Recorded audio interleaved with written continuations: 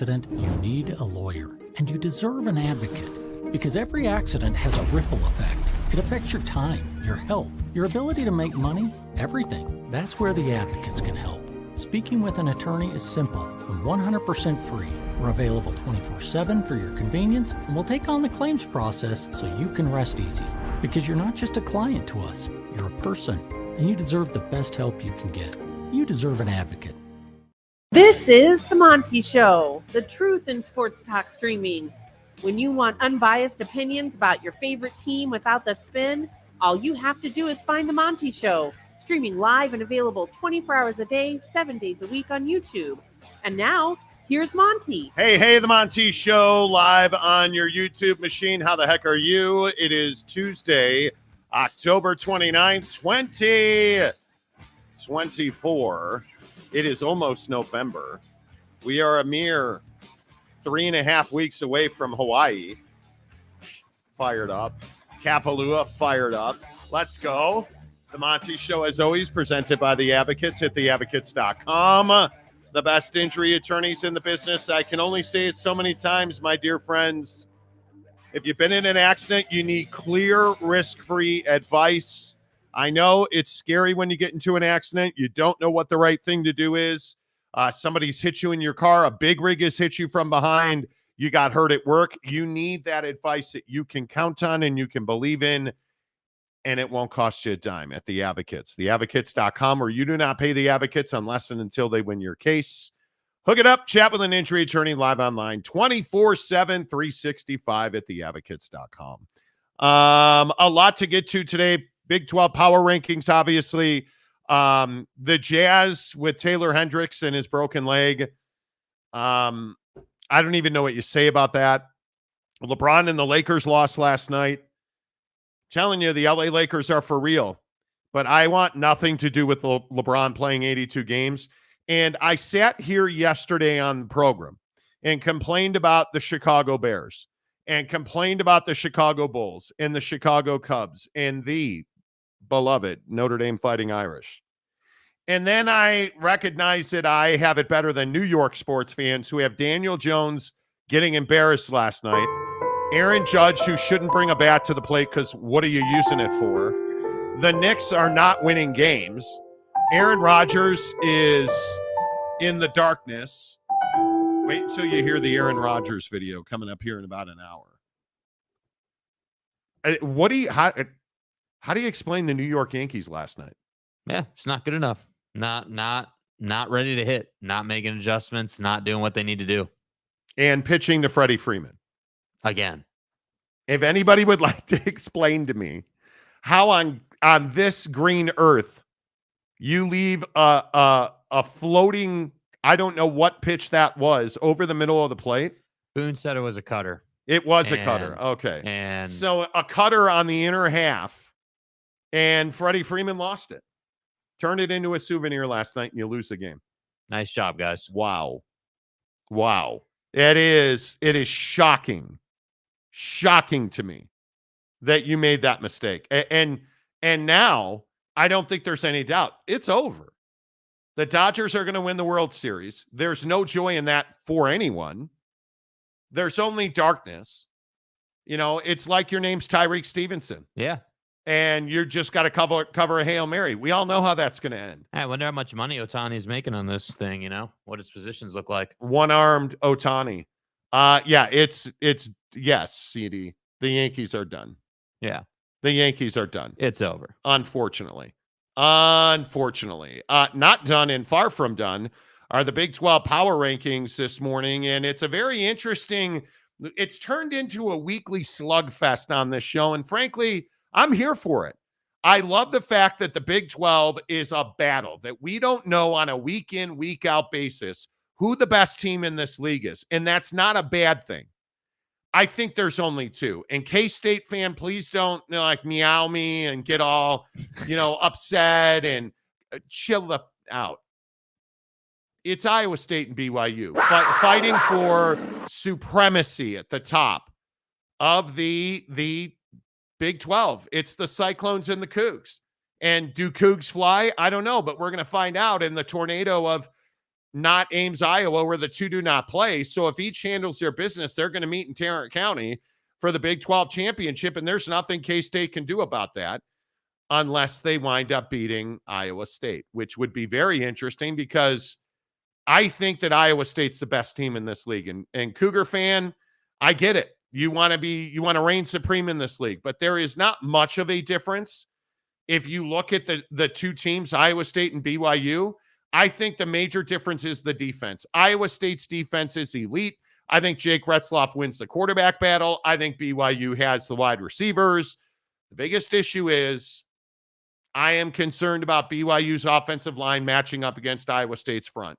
I think that's the only difference between the two teams. I think it is very close. It's a razor-thin margin, but Jake, I'm going with Iowa State as the best team in the Big 12. Yeah, I think that Iowa State is a quality football team. There's no getting around that. I based on what I've seen, I would say BYU has more of a propensity to make that big play in a game to kind of change the tide of a game. We've seen it multiple times this year, whereas Iowa State's much more of a team that just is imposing their will and doesn't give you those opportunities. So, I think it's very close. I would agree. I think it's week in and week out. I would love to get a Big 12 championship game between these two, but we'll see if that takes place. But what I can say is that, I do think that Jake Retzloff right now would win that quarterback battle. And I do think, and obviously it's Holy War week and lead up for BYU, and we're going to preview that game. But one of my first thoughts, whether it's Utah or Iowa State, any good defense against Jake Retzloff is how good does Jake protect the football? If we're sitting here having a conversation about BYU versus Iowa State, obviously turnovers are something that we have to talk about. And I think Jake did a great job of not turning the football over as much against UCF. Obviously had the fumble, but no interceptions. And I thought protected it well overall and controlled the game. So to me, who's the best team? It's probably Iowa State. I think you have to give them a slight edge. But if those two played in a neutral site, head to head, I would say that's as close to a pick 'em as we could get in college football right now.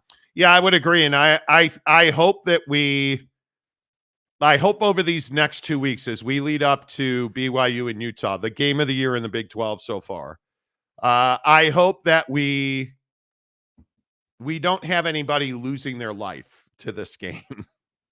It was interesting yesterday. Kalani Sitake, the head coach at BYU, gave his weekly media availability and talked a lot about how he hopes that there is civility amongst the fan base for BYU and Utah, because there has been literal violence. There has been family separation over all of this. Just a football game. And I think that this game is a season wrecker. I think that this game, the script has been so flipped on football in the state of Utah. This game means everything to both of these teams. It is Utah's only way to save their season because they have been so bad offensively. It is BYU's probable ticket to the promised land and to Dallas for the Big 12 championship game. I mean, it's everything. And there's so many people that are concerned about the vitriol between the two fan bases. And I kid you not, in this state, in the state of Utah, there are families who do not talk for the next 2 weeks. There are people who will not go to church for the next 2 weeks. The Sunday after the game, churches will be empty because one fan base won't be there. That's what we're talking about. We are talking about brothers that don't speak because of the rivalry, ever speak. We are talking about the hottest of the hot. It's remarkable how much heat is on BYU and Utah. Yeah. And it's why I say every year it's the single best rivalry. It should be played every year, but I think people can't handle the vitriol in this series.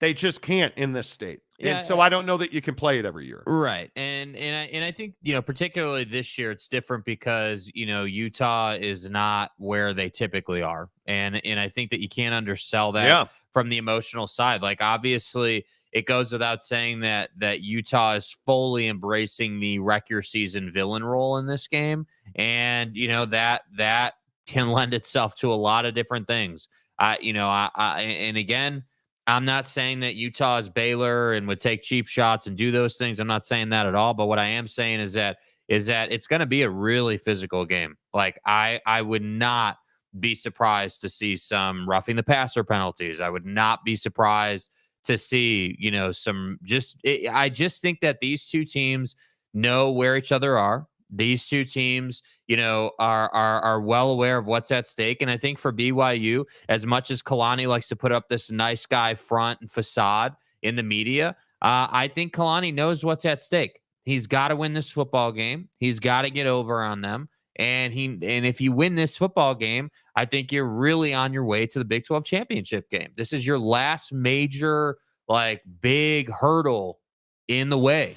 And if you fail here, now everything you've done up to this point is just for naught. Yeah, I think you have two major hurdles. I think you have Utah. And then I think if you look at where BYU is at 5-0, ninth in the country, I think the most difficult game left on their schedule is in Provo on November 16th against Kansas. I think that is going to be the most difficult game because you are going to play, and that Kansas game will probably be a night game, because I think that BYU will win the rivalry. If I had to pick today, I think they'll come out of that game. I have to believe they'll be 9-0 coming out of Utah. And then you're going to go home in prime time on national TV to play Kansas, who has not been very good at all. And I think that Kansas game will be the most difficult game of the year. Well, I think the good news for BYU in this situation is you're not traveling much. I mean, I think that, well, I'd agree with that. If you don't understand the dynamic here between BYU and Utah and BYU going back home, you're probably via bus, you're probably an hour and 15 minutes, maybe up the freeway via bus, a couple of buses. I mean, you're down, you're very close to each other. Yeah. I think everybody's got their favorite rivalry. And certainly in this day and age, we've lost a lot of rivalries. Obviously, Oklahoma, Oak State, we've lost, for me, Notre Dame, Michigan, Notre Dame, Miami, Notre Dame, pretty much anybody that used to be our rivals. We don't play them anymore outside of USC. Mm-hmm. But I've been a part of a lot of great rivalry games in college football. And I can tell you that there is no compare. Well, and I think for the Big 12 as a conference, this needs to be a great game. Like, one of my biggest concerns in this game is that Utah is going to be exactly who we've known them to be the last couple of weeks, which is really struggle to score and have to find a way on defense. And I don't care what building you're playing in. Yeah. If you can't score, it's not going to be that competitive of a game. And that's my biggest concern because, again, and I'm just assuming that it's going to be Isaac Wilson. Who knows? We'll find out. But if it's Isaac Wilson as a true freshman, first rivalry game, like, this is a kid who's from Utah. Like, he knows what this game is. His brother went to BYU. Yeah. So do you guys understand that this game is every day in Utah? This game it's not every weekend that it's talked about. It's not just every Saturday. It's every day. It is every day. When you lose to a team, 10 years in a row, it's every day. Mm-hmm. When you finally beat that team, it's every day. It's when you have a rivalry based in a faith like the LDS faith, because that's where BYU and Utah, that rivalry lives. When your head coach, Kyle Whittingham, played for Lavelle Edwards and played at BYU, and your head coach at BYU was the defensive coordinator for Kyle Whittingham until he got his dream job at BYU. when you look at the Fano brothers and you look at all of the Isaac Wilson and you look at all the players that were at Utah, you look at all the players that were at BYU, like it's a way of life in this state. Yes. And we are just now 2 weeks away from that game. So, less than that now, obviously. For the Big 12 as a conference, it's a huge day. Yeah. If you are in Stillwater, let's say, or you're in, Fort Worth or wherever, if you're a Big 12 fan, but you're not really, affiliated, if you will, with the Utah rivalry, you need BYU to win this game. You need BYU to stay undefeated. You need them to go to the Big 12 championship game and ideally represent your conference in the college football playoff. But I'm telling you, somehow, some way, and I only say this based off experience, Kyle Whittingham will find a way to make this game interesting. Notice I said interesting, not close. There will be a time in this game where it's in question. And that's what I think is fascinating as we lead up to it. And this game will likely, the best part about it is a holy war game will likely determine a conference championship participant. Yeah. That's what's amazing. Admittedly, we were saying it at the beginning of the year, and we thought of that being Utah. We thought it would be Utah. Yeah. And it's not. Is BYU the best team in the Big 12? I think they are. Right now, I think it's really close. I think it's pick'em. I think I would take Iowa State's defense. Everything else, like I said, the wide receiver, the running backs, certainly Jake Retzloff at quarterback. I even think the corners, the coverage goes to BYU. But I don't know. I think that's really close. Does K-State have any claim to the top spot in the Big 12? I mean, I don't think so. I mean, you lost to BYU, obviously. A lot of K-State fans are going to tell you that, hey, that was one game. Like, we were at their place. We got shocked, and that's all true. That's all true. Losing 38-6 is I don't think a fair representation of who or what K-State's capable of as a football team. But the reality is that's what happened. The reality is, and this is what K-State fan doesn't want to hear, but in my opinion, the storyline and narrative coming out of that game is you had no ability to get back. BYU was so much better than you that night that they suffocated you and still ran the score up. And that's the part where I have trouble saying that K-State's on the same level as BYU and Iowa State, because you didn't show. It would be different if it was like a 38-31 and you came way back in that game and like you showed us who you were and you just ran out of time. That's not what happened. I mean, you looked lifeless against BYU. So to me, I don't think K-State's got a claim. I don't think they're on the same level at this time. And again, I think that in these big games, Avery Johnson's going to have to throw you to a win. And I just don't believe the kid can do that yet. I don't think he's that at quarterback. And I understand, K-State fan, y'all get upset when I say that. Show me where I've in a big game, a game of meaning. I don't know, like at BYU. I don't know, like against this past weekend, and you're trying to close that game out. And how did Avery Johnson do against Kansas, your in-state rival, on that last possession where you're trailing and he's trying to throw the ball down the field? Well, it almost got picked off twice, and once by a defensive lineman in a panic throw. That's what separates. I think when you look at Rocco Becht, Jake Retzloff, Avery Johnson's just not on their level as a passer. I mean, Jake Retzloff made it look routine to go down the field at the end of the first half with what was it, like 40 seconds, I think, or whatever they had, and they had timeouts. I mean, he made it look routine to just go right down the field and score 7 in that type of situation. Like, I don't think it's wrong or hot take guy or like outlandish to say that, yeah, Avery Johnson is a tremendously talented quarterback who admittedly, in my opinion, does have a big arm. I think he's got a good arm on him. The problem is the decision making. The problem is recognizing the coverage before the snap and in pre-snap reading, and then being able to say, okay, we're running 2-minute drill, can't take a sack here, but also can't turn the football over. So my clock of, hey, I need to throw this away needs to speed up. And those are the things that I look at. Whether it's, making it uncomfortable for K-State in big moments, or just not being good enough yet to say, hey, you're not that team yet. You're the third best team in the Big 12.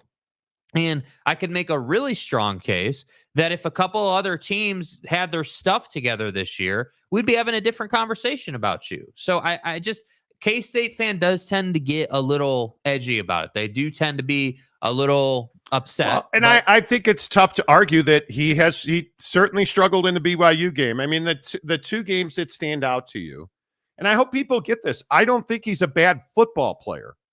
I think he's Taysom Hill. I think he's a guy that you don't want to count on him to throw you to wins. I think if you're playing from behind, Avery Johnson is not your first choice in quarterbacks. And I don't even think that he's, and I understand it frustrates people, but is he top 10 in this league? He's not starting at BYU. He's not starting at Iowa State. Is he starting over Jalen Daniels at Kansas? I would say that's close because of availability. Shedeur Sanders? No. Just look down the rest of the list. He's not starting at TCU, Texas Tech. He's not starting at Cincinnati. He's probably starting at West Virginia. He's not starting at Arizona State. He's probably starting at Baylor, Houston. He's not starting at Arizona. He's probably the starter at Utah, frankly. Is he the starter at UCF? Yes. He is better than Ja'Cory. He has more. So the thing at UCF, is he better than Risk? And I don't know that he's better than Risk. 6 of 10, 210 and a touchdown out of Risk. That was a different game if UCF starts him. Yeah. Sample size, though, too. In fairness to Avery. And is he starting over, anybody at Oak State? Yes, he is. Yeah, he is. So he's not top 10 in the Big 12. And I understand that K-State fans going to get upset about that. I'm not saying that he's a bad quarterback. I'm telling you that he is not a guy you want if your team is behind and you got to throw for a win, or if you need a quarterback to stand in the pocket and deliver the football. That's not who Avery Johnson is. It's just not. Yeah, I don't think that Avery Johnson's a good enough quarterback yet in the passing game to roll up to the line of scrimmage or stand there in shotgun and say, okay, here's the coverage.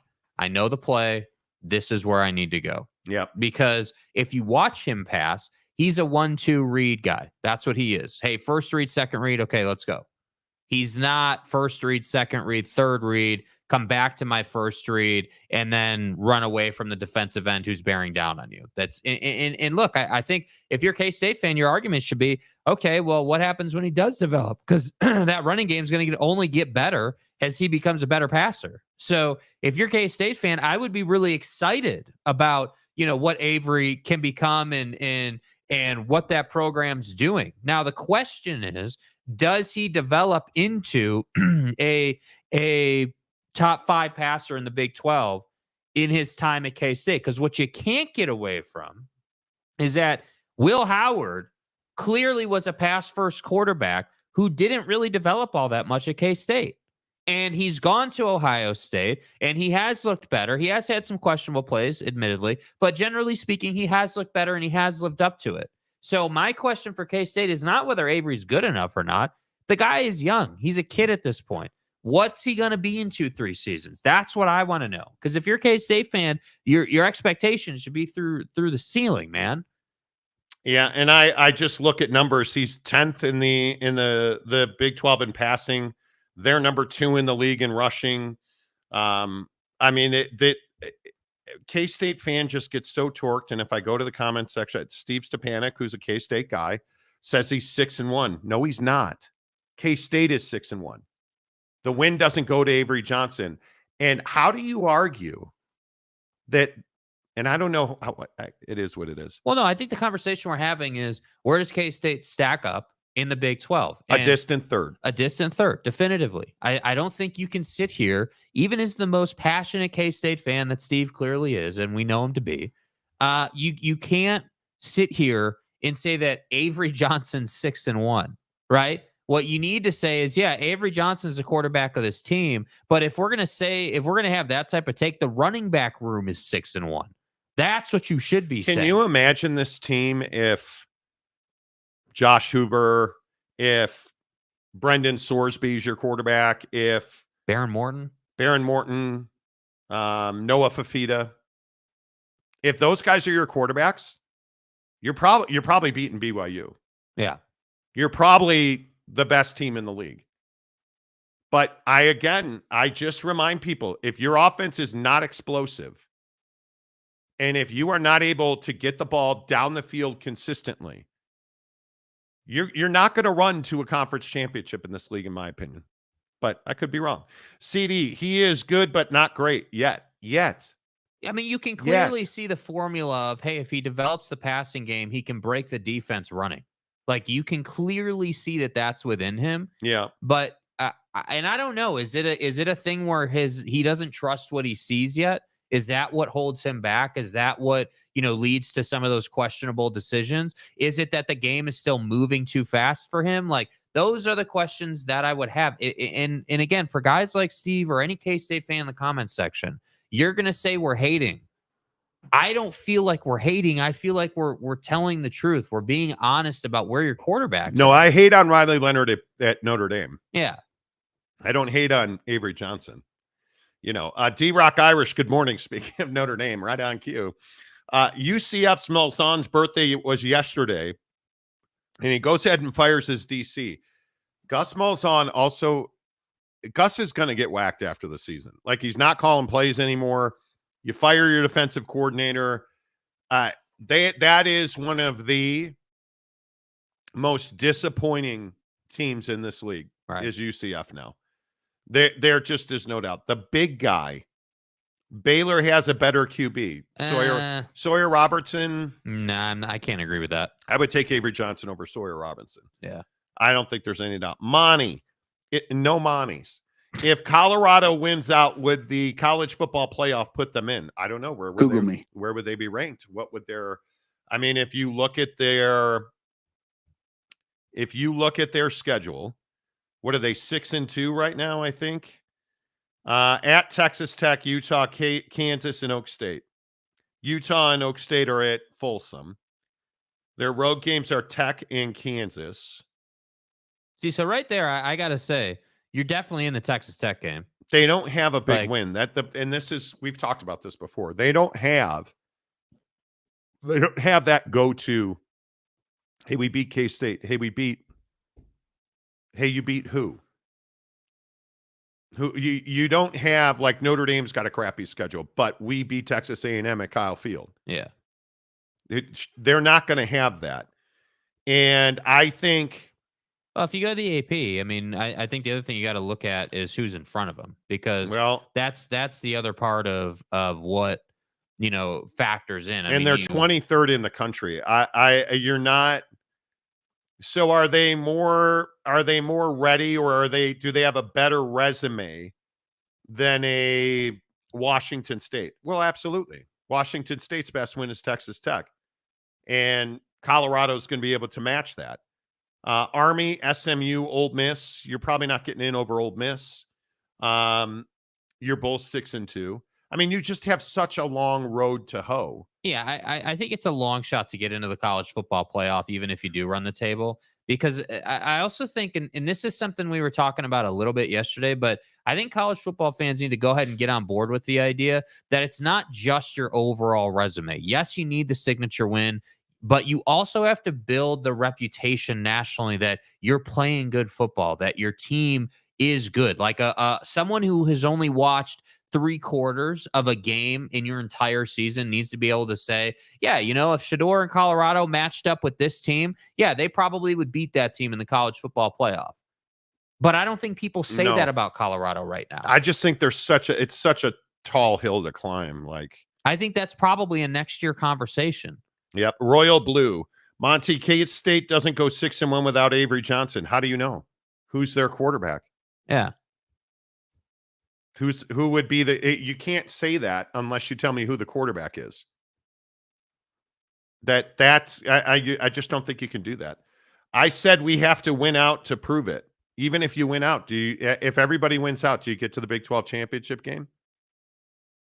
Are you going to the college football playoff? Because I would remind you There's not a whole lot of love for K-State right now. It's 17. They're this amazing team with the best quarterback anybody's ever seen is 17th. Yeah. So even if you win out, and granted, the good news for K-State fan is that you have some quality wins ahead of you here. Mainly Iowa State and Cincinnati to end the year. Now you need Cincinnati, who is 5-3. It would have been nice if Cincinnati could have closed out that Colorado game, but Colorado was significantly better. They've got West Virginia, Iowa State, K-State, and TCU. So what's the issue here? If you're a K-State fan, you need them to win every game but the K-State game. And then Cincinnati's a 4-loss team, so is that really that great of a win? It's probably not. Like, it's going to be tough. You have one game really left on your schedule, and that's in Ames against Matt Campbell and Iowa State. Look at Alabama's schedule, because Alabama is in front of them, and Alabama's a team that people feel like can still get in. So if Alabama, say it correctly, please. Alabama roll tide. What? I'll wait for the drop. Well, I'm show some respect. I'm doing a take here. I don't give a piss about nothing but the tide, baby. God, no, I'm kidding. Alabama, and this is a problem for the K-States and the Colorados of the world. Alabama's got at LSU, at Oklahoma, Auburn, and I mean, they also have a scrimmage in there called Mercer. Should probably be called Mercy. So hear me out. 2-loss Alabama team. Let's say they lose to LSU. Or actually, that'd be a 3-loss Alabama team at that point. You're out. You're out. So if you're a K-State fan, you need Alabama to lose that game, because then you go back to the AP and you're like, all right, cool. Cross Alabama. Notch. Cross Alabama off the list. Now we just need to get rid of Indiana. If we handle our business. But what happens if Alabama loses? LSU wins. Mm-hmm. And where's LSU? In the top 10 at that point. 16th. And where are you? 17th. The road, like that team sitting at 15. What's the state? That's shocking to me. Like Indiana. Like, it's just such a long hill to climb. But you're right, Stepanek, you can only take him 1 week at a time. And you goddamn better beat Iowa State. Yeah. You had better beat Iowa State. It's the only thing that matters. You know, I'm just, you know, and such as and like. Right. You know. Right. Stepanek also says, I think one team from the Big 12 goes to the playoff. That's who wins the Big 12. Yeah, I don't think they're getting 2 in. Yeah. And we've talked about this. All right, top 5 teams. Top 5 goddamn teams in the Big 12. I'm a little fired up today. I have a lot of energy. I slept. I got 2 hours and 10 minutes of REM sleep last night. Top 5 teams. I'm going to put Iowa State number 1. Yeah. BYU number 2. Yep. Colorado number 4. And I don't know. I'm stuck between TCU and West Virginia for number 5. Notice I skipped Case. I'm just being an ass. K-State's. I've got Iowa State, BYU, K-State, Colorado. I want to say West Virginia 5, but I just think there's not much separation from, like, I'm not going to say Texas Tech because of that defense. Right. Cincinnati or West Virginia for 5? I would probably go Cincinnati. I think West Virginia is very clear what they need to do to win, and they need to be at home against an opponent that can't throw the football. I'm really disappointed in West Virginia's defense. I think that's the major thing that I feel like has let them down. They've scored plenty of points at West Virginia. I'm really disappointed in their defense. Right. And I think that's why I would give a nod to Cincinnati there. Totally agree. I think that what Sorsby's done there is, as well as he's played, I think Satterfield's done a great job building that program up from nothing after Idiot face went to Wisconsin. Idiot face. That's still one of the most perplexing, frustrating. I'm never going to say his name again, ever. Anyway, there you go. Damian Fowler, the homerism on this show is what makes the show. Jake, push the homer button. How am I being a homer? How is dude being a homer, bro? How am I being a homer? You're a homer. Is the first part. We haven't talked Notre Dame at all. Okay, so Damian, what are we being a homer on? And I'm asking you legitimately because I don't understand what you're saying. We're being a homer. Or is that a BYU dig? Is that a we have what you just said? We haven't talked. Don't forget we're a Utah show. Yeah, I mean, I know that we're an SEC show, so Big Ten. I mean, at some point we'll be regarded as a dead, dying Pac-12 show. I'm sure. So I'm just curious what we're being a homer about. Sooner fans are MIA. Well, what do they have to be seen in action about? Sooner fan and Utah fan can hang out. You know what I mean? Is that one of the worst hires in the last 5 years with Venables? Yeah. Well, I just think, how do you go from Lincoln Riley to Venables? How does that work? And by the way, who's going to be after Venables? Because that time's coming. Jake, where did Venables come from? Who's that guy? He came from what was that? Dwayne Wade saying, who's that guy? Oh, couldn't understand it. Terrible drop. He came from Dabo's coaching tree. Right. Because Dabo's some amazing guy. Well, Jesus created Dabo's coaching tree. It's the tree of death. In God's name, image, and likeness. Right. CD, take Mizzou off that top 25. They have no business being Agreed. Ranked. That was a disaster. Agreed. Damian Fowler. No, I'm not saying you guys. I'm saying all the fans take on the show. Nothing against you two. You better not be. Oh. I'm coming for you, Fowler. I don't know. Stay hard. Stupid 1D. Stupid. You're stupid. Okay. At least Oklahoma has softball season coming eventually, right? Damn. Pete Forte. Wait, this isn't a Pac-12 show? No, it's a Big Ten show. No. It's an Ohio State show. I mean, if you go into the comments section, we're Mountain West fans. It's a Mountain West show. Don't forget about Lane Kiffin. Yeah, so. And his hot girlfriend. Right. Lane train and stuff. Car Wash Channel. I say Utah going to win versus rival game BYU 60-0. Well, that was, man, I don't know what we would have done without that. You understand that there are rehab centers that you can go to and just check yourself in to get over whatever this hallucinogen is. And it's at the stadium in the upper deck. Just ask James. Yeah, it's there. 60-0. And you paid us $2 to say that. Come on now. Come on, man. Bottom 5 teams.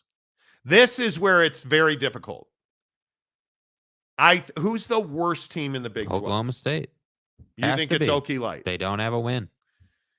Has to be. UCF or Kansas? UCF. UCF or Utah? I would go Okie Light, UCF, then Utah. My bottom 5. Worst team in the Big 12, Oklahoma State, which is shocking. I think Utah is right now the second worst team in the Big 12 because they just can't move the football. I think Kansas, because Jalen Daniels just is not that guy anymore, and their offensive line is brutal.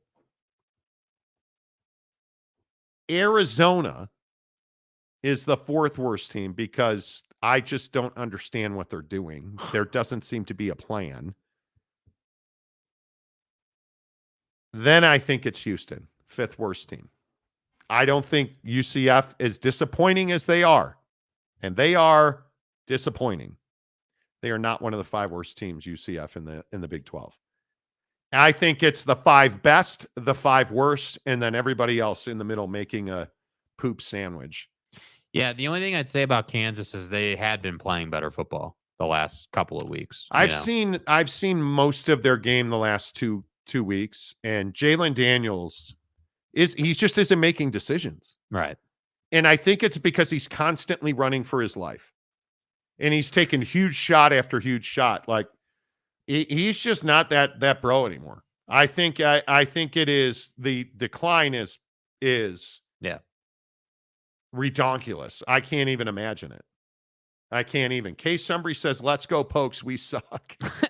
And it's all Gundy's fault. So have you come along now? Well, I don't think you, at Oak State, I don't think you fire Mike Gundy. I think you fire everybody but Mike Gundy and give him one more year.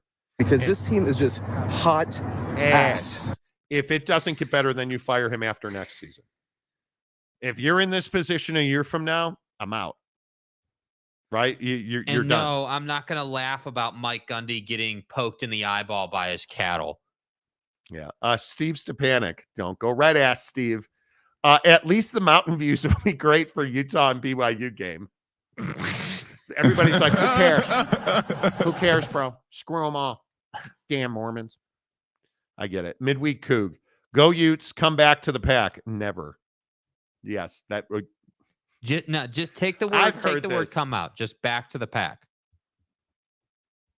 What? This is a family show, Guy. What's what's the problem? What are you doing? I've heard this repeatedly. Oh, the Utes are they're losing so they can go back to the pack. Back to the pack, baby. Oral Care Club. Hello. This is a family show. Grow up. Will you please? This is a family show, dude. What kind of name is that? Oral Care Club. Which QB will Utah start is like worrying about which island boy you'll face in a rap battle. Okay. Wow, bro. Jake walks into the studio this morning. Dude. Right? It's cold out. It's raining. Right. It's not nice outside in Utah. What does Jake say? Oh, man, this weather. No. Whew, excited to be here, Monty. No. I knew today would be shitty. Fat Joe's no Ice Cube. That was a joke last night. He's not. Fat Joe is no Ice Cube. That was an embarrassing attempt to replicate Ice Cube's performance at Dodger Stadium. Come on, dude. That's the not good morning, not how are you, not hey, fat ass. No, just Fat Joe's not Ice Cube. No. Hot ass. He ain't Ice Cube, bro. Loner phone. Narduzzi made sure he picked the right job. Is he perfect? No, but lives Pitt. Schools need to hire coaches that love their school. IU will lose Signetti. Was that hire worth it if he leaves? Bro, what are you talking about, man? Why would he leave? He's in the Big Ten. He's not going anywhere, bro. Yeah, Google him. Yeah, dude. What are you talking about? Well, I win. Google me. What is wrong with you? UW Van Jim.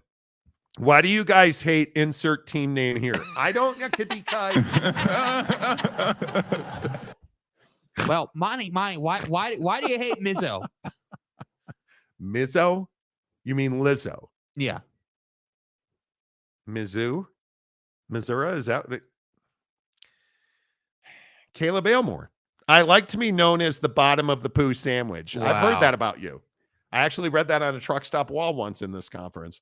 Stepanek, that would be the worst thing Utah could do is go back to the Pac-12, you know. Yeah, seriously. You know, Case Sumbry says I'm amazing. Thank you. Okay. That was a really nice comment. I am amazing. Yeah. Dev MC, guys, Oak State is the best 3-5 team in the country. Just ask Mike Gundy. You know. Daniel Dixon, a few Big 12 coaches should be fired if you ask me. A few. Like if we go down the list, and I'm being serious, and I again maintain I am not fire the coach guy. Mike Gundy at Oak State. Don't lie to me. 0-5, 3-5 in the country. 3-5 on overall, rather, excuse me. Not fired yet. Leipold at Kansas. No. UCF Gus Malzahn. See ya. You think see ya? Yeah, he'll be gone. Kyle Whittingham at Utah. No. Arizona, no. Utah or Houston, no. Baylor, Dave Aranda, nope. 8-ball, Mr. Clean. I maintain that Mr. Clean 8-ball has done enough to secure another year. Because he's 500? Yes. I'm telling you, the folks in Waco will only fire him if he does what Gundy's doing. You got to be kidding me. No, I'm being serious. That's how I think they view it. You've got to be kidding me. I would fire him, but I don't think they're going to fire him. Me? Yeah. He's supposedly a defensive guru, and they're bottom half in defense. Or Me? Yeah, they're 8th in defense. Doesn't make you feel responsible. No. It doesn't make me feel responsible. But the fact that your offense is only putting up 176 but yards Sawyer, a game, Monty, Sawyer's better than Avery Johnson. I would not fire anybody unless Dave Aranda's the first coach in this conference to get whacked. Mr. Clean needs to take a walk. No Arizona State. Neil Brown at West Virginia. Donnie, please.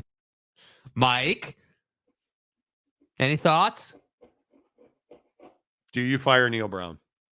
No. 5-3. Or excuse me, 4-4. Do you? I'm telling you, you're not firing him if you're a 500 ball club. Satterfield at Cincinnati? Absolutely not. Joey Maguire. The high school phenom, Joey Maguire at Texas Tech. This to me is the same conversation as Gundy. Got to fire the coordinator on the defensive side. Replace Buddy. And see where you go. I tear the entire thing down. I go and get Kirk Cignetti from Indiana. Keep it real. That was I said that with a straight face. Well, and what about Spike Dykes' kid at TCU? Nah, you're not. I'm not firing you're not him. Firing him. Deion Sanders at Colorado. You're out. No, I mean you're not going to have the choice because he's going to Florida State. So. Yeah, Kleiman, Campbell, Satake. Nope. I don't know. Yeah. Mm-hmm. Brad Adams, Oregon State. Oh, wait, no one cares. Wow. Anthony Zappin. Hello, Anthony. Billboards demanding that Brown be fired all over Morgantown.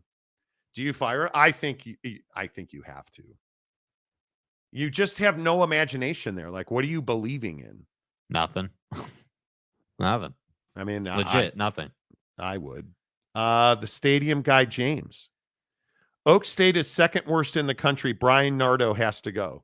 So we've moved on from offense to defense now. Okay. Listen. Hey, James, how's the IPF, bro? Is it yeah, warm how's the morning? IPF? Welcome to the nightmare. UCF, welcome to the nightmare. Officially off the Gus bus. He needs to go. Really? See? Really? Okay. Telling you, expectations this year, not even close to meeting him. UW fan Jim, Baylor still has a chance to win out. Just can't help yourself, Jim. TCU at West Virginia at Houston, Kansas. I agree they have a chance to win out. Merely because they're on the field. But again, I just ask you, what's their quality win this year? You lost to Utah and you gave up 23 points doing it. To almost and arguably the worst offense in the conference. Do you understand how bad you have to be this year to give that up to Utah? To give up 23 points to the Utah-Jets. Like, dude can't even get a first down most possessions. And you gave up 23. And you were dirty doing it. Yeah.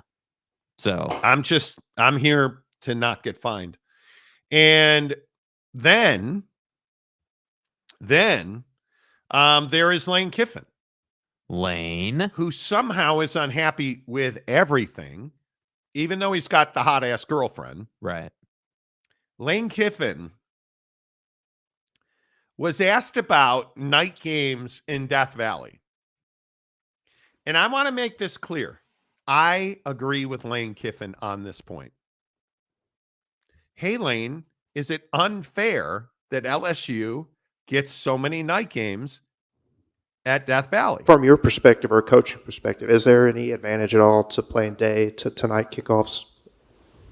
Yeah, I mean, I think that's proven over time in NFL and college. You know, playing at night in electric atmospheres is a home field advantage, and tough when you got to do that as a opposing team. So that's been proven for a long time. And so who won at night? LSU gets to play at night again, I guess. Shocker. So that's 2 for 2 for them. It is an advantage. I feel bad for our fans, you know, to not have one night conference game. It's really unfortunate for them. And so whatever. It's just really disappointing, but it is what it is.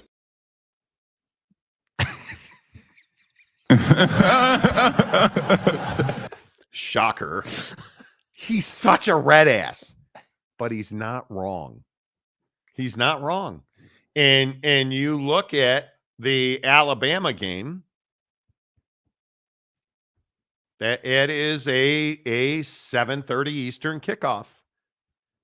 And again, when you're playing at Tiger Stadium, and Baton Rouge, Louisiana, that's a home field advantage at night.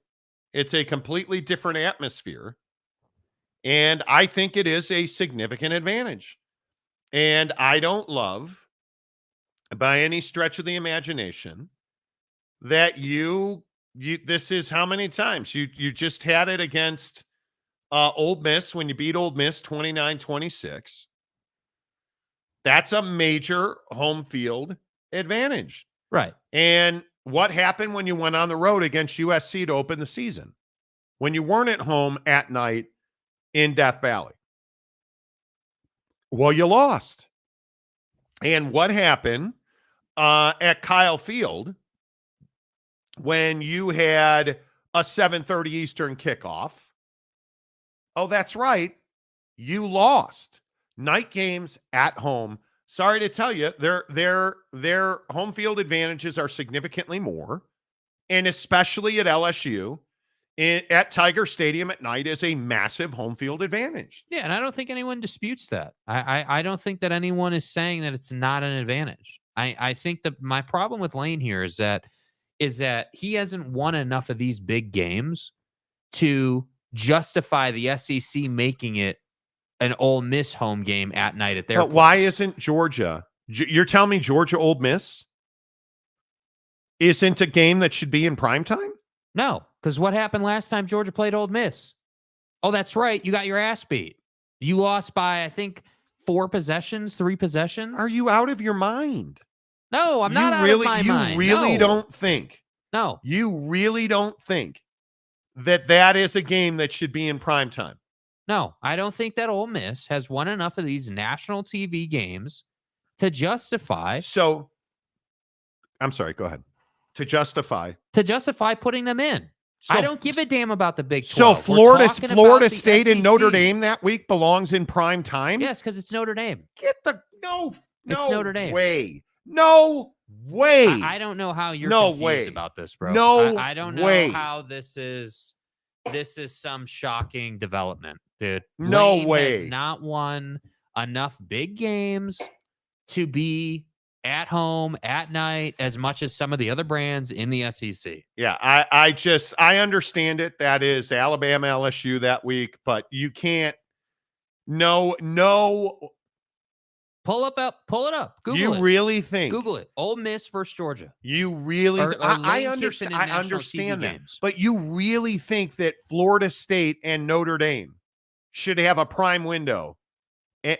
Georgia. Why do you think Notre Dame's got a prime window? Because it's NBC, number one, and number two, it's Notre Dame. That's going to be 3 million people watching, and I totally understand that. And I'm not here telling you that you should take Georgia Ole Miss over Bama LSU. But is that not the same flipping matchup? Is that not the same game? No, it's not. It's not. I don't view it as the same game. I'm sorry. I don't. I think Alabama LSU over the years has been a massive rivalry. I think with where Alabama is at in their season. Do you just say things to try and piss me off? No, I think that you like Lane Kiffin too much. Yeah, sure. Take it out, dude. Go ahead and beat dude over the head, bro. Like beat Lane Kiffin over the head because it has nothing to do with Lane Kiffin. Honestly, it has nothing to do with Lane Kiffin other than he's the one making this comment. But it is an unfair home field advantage that they play that game at night.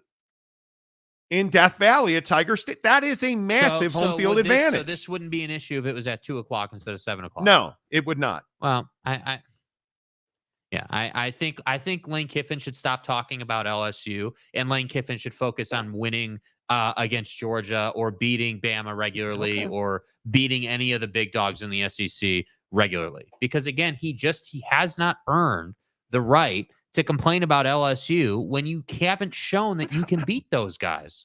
But how many? Yeah. It feels like every week we get an LSU night game. But why is that? This is what Lane doesn't want to say. Because LSU is a threat. LSU are? Yes. Until they're out of the No, I mean football. Louisiana State University with Brian Kelly as the head coach. That's your opinion. They're a threat to do what? Be better than Ole Miss. They're a threat to beat Alabama. They're right in the middle of that. Like, I can't believe we're sitting here saying that LSU and Ole Miss are on the same level, because they're not. Yeah, this year they are. It doesn't. Okay. And actually, I understand that they lost that game. Which game? Ole Miss lost, but when was that game played? At night at Tiger Stadium. And it was 29-26 and one of the best games of the year in the SEC. If that game's played at 2:00 in the afternoon, I think Ole Miss wins that game. Wow. I think that's conjecture. I think that's maybe they should win the game, and then you could say that. Well, maybe LSU shouldn't lose to USC and Texas A&M. And I know it's crazy, right? But I want you. They're both 6-2. I want you to look at, because my opinion is this is reputation based. This decision out of the SEC, they're making this decision based on LSU's reputation versus Ole Miss's reputation. Yeah. Like, that's what this is. Listen, I understand you're bitter I'm better looking than you. I understand you're bitter that I hit the driver better than you. I'm not bitter that you slurp Lane Kiffin relentlessly. And I understand you're bitter that your girlfriend's not nearly as hot as Lane Kiffin's girlfriend. Yeah. I totally understand all of those things. If I was the head coach of an underperforming SEC team, I'd have a hot girlfriend too. You know. That's phenomenal. So wait. Yes, they are underperforming. Okay. I just wanted to confirm that Ole Miss is disappointing, because they're not. But hey. Okay, how are they not disappointing? Do you know their two losses? Their two losses are to Kentucky. So right there. Which is a huge disappointment. But their other loss is Death Valley at night, 29-26. But we wouldn't be having this conversation. I agree. If I agree. Lane, but not even just Kentucky. This is my thing with Lane Kiffin. Lane Kiffin wants so badly to be the dude in the SEC. He does. But he has not. And I do agree the SEC is more vulnerable this year for a guy like Lane Kiffin. Like, it's not Saban and Kirby anymore. It's just Kirby. And with all due respect to Kalen DeBoer, DeBoer's going to have to show us he can win out. Like, I'm not just going to give that to you. You're going to have to show me. Well, right now A&M's 5-0. I mean, it's a different. You're right. It's a different SEC. It's a different SEC now, and I think that I just. Lane Kiffin's a cock. Yeah, he is. And I don't mean South Carolina. Do you understand the arrogance it takes to bitch about LSU playing at night constantly? Shocker. Like, right? Like, this guy's out here being incredulous when he hasn't done anything. And I just want you to look at the visor. Just watch the visor and listen to the tone. From your perspective or coaching perspective, is there any advantage at all to playing day to night kickoffs? Yeah, I mean, I think that's proven over time in NFL and college. Playing at night in electric atmospheres is a home field advantage, and tough when you got to do that as a opposing team. So that's been proven for a long time. And so who won at night? LSU gets to play at night again, I guess. Shocker. So that's 2 for 2 for them. Well. Oh, that's my dude. Yeah. I love it. What are the people saying? The guy is just such a red ass, I love it. Stepanek, remember, Jake, it's the Monty Show. We're not fighting. We're just dudes talking. We're not having some fight over it, man. No, we're just laughing about it. Yeah.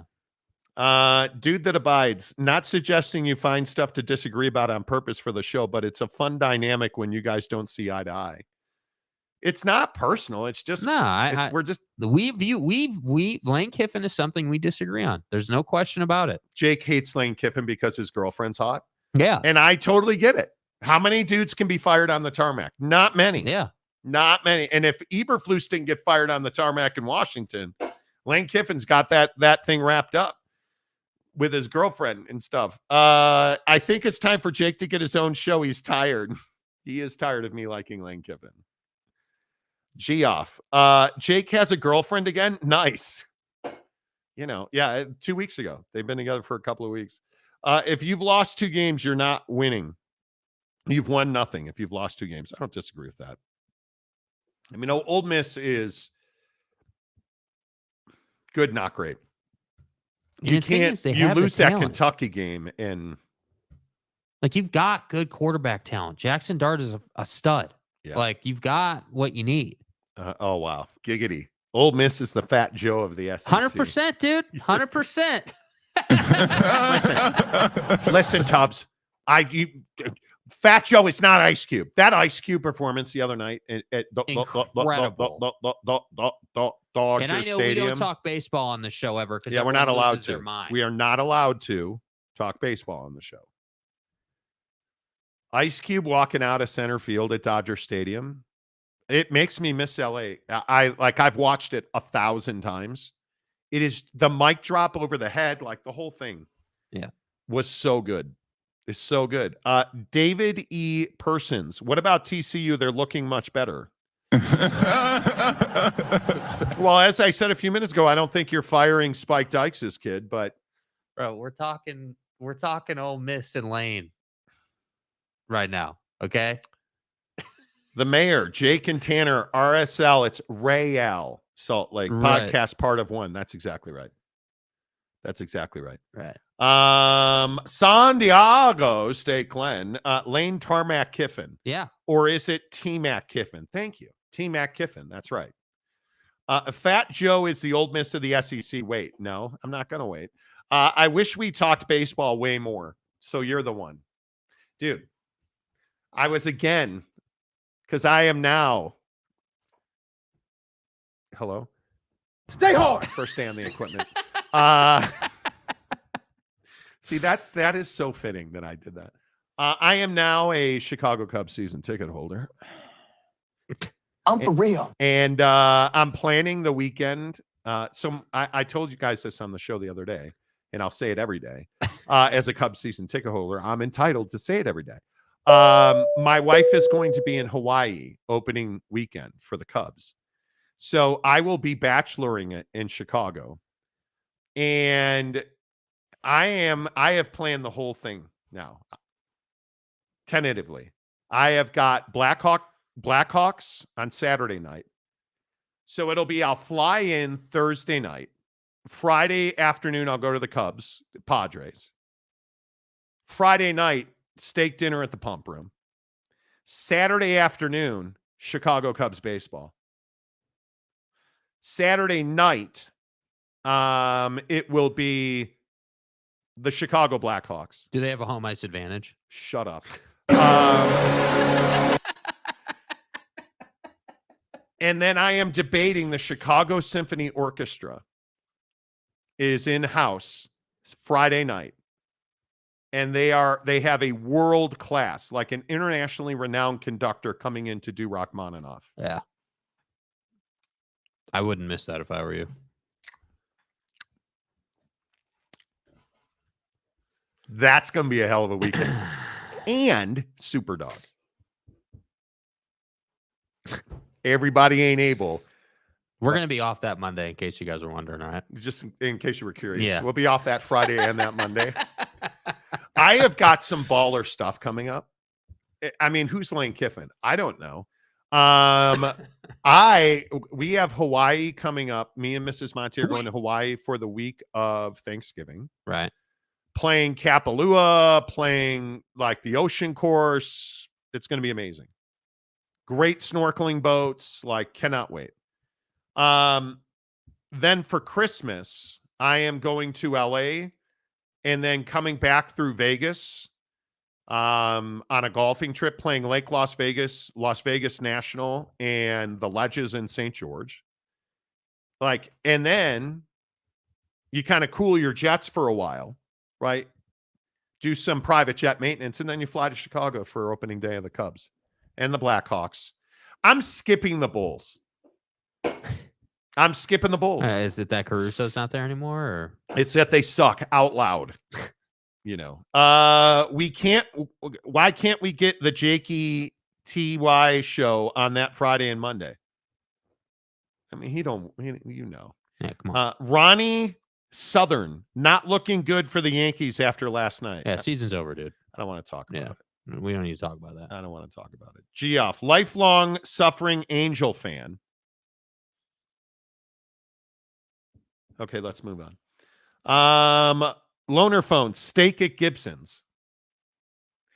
So I am death scrolling on Insta Snapface Talk the other night, and I saw the Garrett Anderson double down the line and the Scott Spezio home run. And names like Darren Erstad and Tim Salmon, not Salmon, it's Salmon. It's actually Tim Salmon. Tim Salmon and David Eckstein, Ryan, with Rory Marcus on the radio call. Like, what's not to like about Angel baseball? Oh, that's right. Everything. Everything. The fact that dude didn't sell the team when he should have. How did that Mo Vaughn signing work out? I already read that one. Brandon Butler, don't give Reinsdorf any of your money, Marty. I'm not going. It's funny you say that. I'm not giving. That's exactly why I'm not going to the Bulls game. Because the Bulls are home against Portland. And not a great matchup. But it's the Bulls.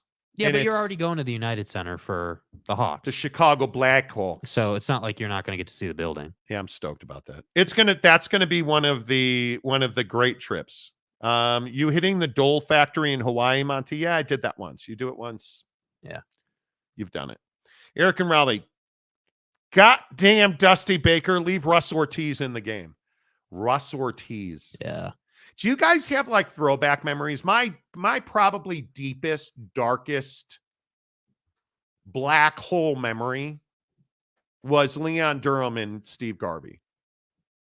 That's probably where it goes back to. Yeah. But I have some, Walter Payton not getting a touchdown in the Super Bowl for the Bears certainly is one. Not getting Ed Bell for a Stanley Cup championship with the Blackhawks. What a stud he was too. That one is not good. But I mean, I definitely have some, obviously not being able to catch a ground ball against the Marlins. I don't even want Dusty, that team for the Cubs, I have a lot of bitter. Well, I'm from Chicago, so I have a lot of the holding on the kickoff return for Notre Dame, Rocket Ishmael. I mean, I have a ton of them.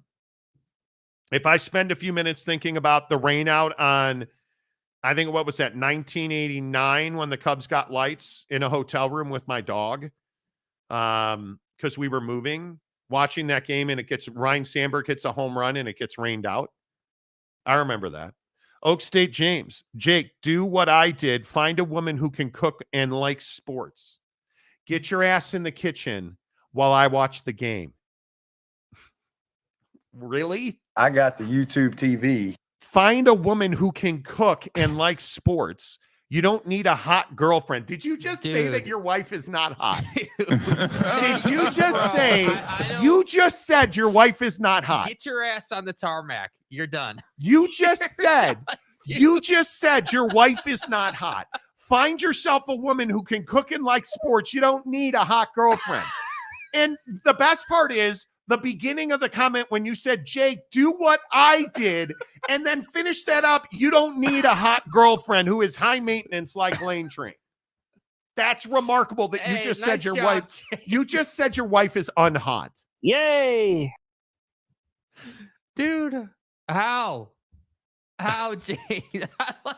This is like unprovoked. you have said some really stupid stuff on this show. I mean, you have said some stuff that is just like what, like you said. Monty, Oak State has the best. Oh no. Room in the country. No. He said Buc-ee's has good food. Like you have said some That really was a masterpiece of dog shit. Stupid stuff on this show.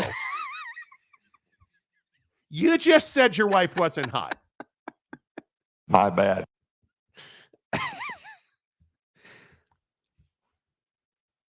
What do I do with that?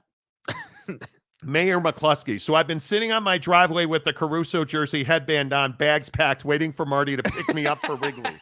It's going to be a long winter, my friend. Bailey Dietrich, black hole meaning worst nightmare, Monty. Let it mean what it means to you, sir. Eric and Raleigh, Solomon Torres starting the last game of the 93 season and losing 12-1 to the Dodgers. Charles, 86, Bill Buckner.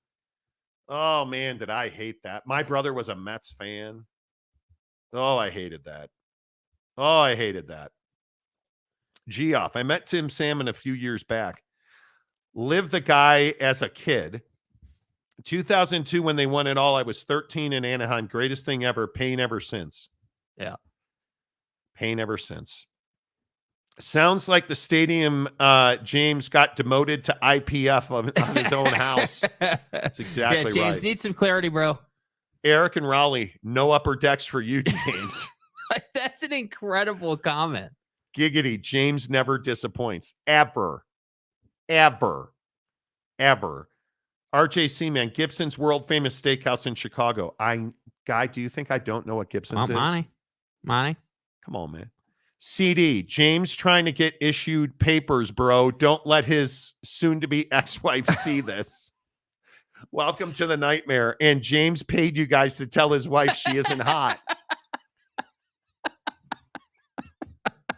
Boom. Out of here. You're filling in for somebody. Do you see the greatness of this show? That's again. How have you how have you not hit the like button yet? We've had well over 1,000 views and only 40 likes. Please hit the like button. Hello to everybody watching on Twitter and Facebook and every other social media. Come on over to YouTube, the YouTube machine, and hit the like button. Hit subscribe. Brandon Butler, James, you must have a comfortable couch with an upper deck to call out your wife like that. That's what I'm saying, dude. I mean. Ronnie Southern, no one has ever come back from 0-3 in the World Series. Only time it happened was the 2004 ALCS when the Red Sox came from 0-3 to beat the Yankees to go on to the World Series. And it's not going to happen this year. How much heat should Aaron Judge get right now? A lot. I understand. Hey, first game, threw you a bunch of breaking stuff you couldn't lay off. Second game, got to make an adjustment, dude. Oh, he's back. James? What did he say? Come on. This isn't making it better. My wife is good looking. She's not a model like Lane's.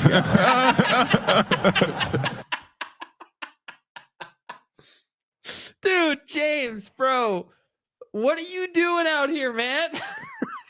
What are you doing? Bro, what are you talking about, man? My wife is good looking. She's not a model like Lane's gal. Women like that are all looks and no personality. How do you know? How do you know that she's got no personality? So is that to say that your wife is all personality and no looks? Yes, you did. Yes, you did. Well, my wife hit every branch on the way down, dude. But I gotta tell you, there are surgeries for that. I mean, listen, she makes an unbelievable macaroni and cheese on top of on top of the well-done steak. I mean, the girl can't temperature out a steak to save her life, but that steak is good with mac and cheese on top. I tell you, she's really learned how to make that. You hand that woman white bread and a toaster, and you've got yourself a gourmet meal here, friends. It's no Gibson's in Chicago, but it'll do. Now, she's not easy on the eyes, and, I mean, there's a reason that I sit in the upper deck when she's at field level. There's a reason for that. One too many glissies off the roller for that gal. And with all due respect.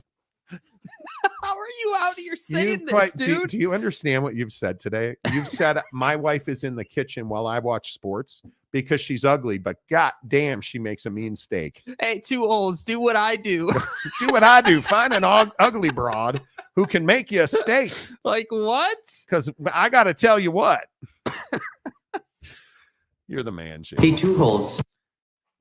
And you did this to yourself willingly without being prompted. We show up. You did. Steve Stepanek. Remember, Monty, James eats at Buc-ee's with his wife. Not anymore. Not anymore. Anymore. Hey, if any of you women out there are single, I know a guy that's writing a book about pedophile priests who is single and ready to mingle. Let's ride. Love sports, can't cook, and you don't have to be hot. Easy criteria. You're in. You know. You did this to yourself, James. Eric and Raleigh, the only thing that sizzles in James' kitchen is the steak. That's right. That's right. Bro, this is incredible. I mean, I didn't roll up to the show today thinking that James is going to be out here with a take about how, his wife isn't a model. Jay McClendon, James, as your appointed lawyer, keep them coming. Dude. James isn't going to be making it to 21 times a month anymore. Oh, no, 50 times a month. That forearm on James is going to be 21. Guys, my best advice to you is treat your wife like your girlfriend. And your life will be so much better. And you paid us to say that, which is why truly incredible. Hour number 2 of the Monty Show, presented by Prize Picks. Yeah, do we have better options tonight? Because it's just download the Prize Picks app. Use the promo code Monty. This has been a pathetic run. Monty Monty, and you too can win money like I do. Open a new Prize Picks app using the promo code Monty. You put in $5, so I'll give you 50 more. Jake trying to talk me out of Walker Buehler last night. 4 strikeouts. I took more. He had 5. Mookie Betts. 1.5 hits, runs, and RBIs. It is the craziest cash I've ever seen on Prize Picks. Did you guys see the first inning RBI single that Mookie Betts had? Yeah, he had 2 hits, runs, and RBIs. And then there's Juan Soto, who did 0. So I won because I flex played. I won $40. Doll hairs. Because you only have to get 2 or 3 right on a flex play. Do what I do. Go 3. And then you only have to get 2 or 3 right. Bet $5 on a 3 pick of flex and you win. Let's see. Major League Baseball tonight. The last game of the year. Let's go hits, runs, and RBIs because I'm a pimp. Freddie Freeman, 1.5 hits, runs, and RBIs. I would not take that for the over. I think that's a mistake. I am going to go Juan Soto more than 1.5 hits, runs, and RBIs because you ain't holding him down 2 nights in a row. And then Aaron Judge. Do you go with Aaron Judge? No. What about Max Muncy? 1.5 hits, runs, and RBIs. Because here's the reality of the situation for the Doyers. The Dodgers tonight are going to throw undecided. And as good as he has been all year, undecided. Yeah. And I believe undecided is going to win the Cy Young Award. It is a bullpen game. So I think you have to lean. I think you have to lean towards... Now, who are the Yankees rolling out there? Luis Gil. And I actually think it's Gil. He actually had a great year. And I think if you look at the way he's pitched in the postseason, 4 innings, 3 hits, 2 earned in his last start, which was 11 days ago. Why wouldn't you come back with Garrett Cole? He's not ready. And I think it's because he had that arm injury this year. I am going to take the Munsonator. I think I have to do it. The Munsonator? Max Muncy? Oh, hello. Sorry, my bad. I don't know if that's his name or not. And then what do you think about the Great Gambler? I don't think he can do that because of that shoulder injury. I think that we know who guys are going to be. I think Freddie Freeman is incredibly hot right now. I'm not taking. You can't tell me they're pitching to Freeman again. Well, no, but what happened last night? Well, he missed his spot. He missed his spot by a mile, bro. Yeah. So, I don't think they were trying to pitch to him last night, and he still got him. So, maybe Freddie Freeman just on hits, but I took him on. Let's see, what did I take him on? I took him on total bases on a demon, but I also took Gill on a goblin at 2.5 strikeouts. So, did you really? Yeah, I think he'll have 3 Ks. Yeah, but I'm really disappointed in this World Series so far. I got to tell you. Why? Well, because the Yankees haven't put up a fight at all, even a little bit. It's been the Dodger showcase. It's been the Freddie Freeman show, which, by the way, Freddie Freeman couldn't have happened to a better dude, right? Freddie Freeman's a great guy. I got no issue with Freddie. Yeah, I agree. But I wanted a 7-gamer. I wanted a 6-gamer. I wanted a series where 2 heavyweights went back and forth, and Yankees haven't hit, man. Yeah, Yankees haven't hit. And Judge learned well how to choke in the playoffs.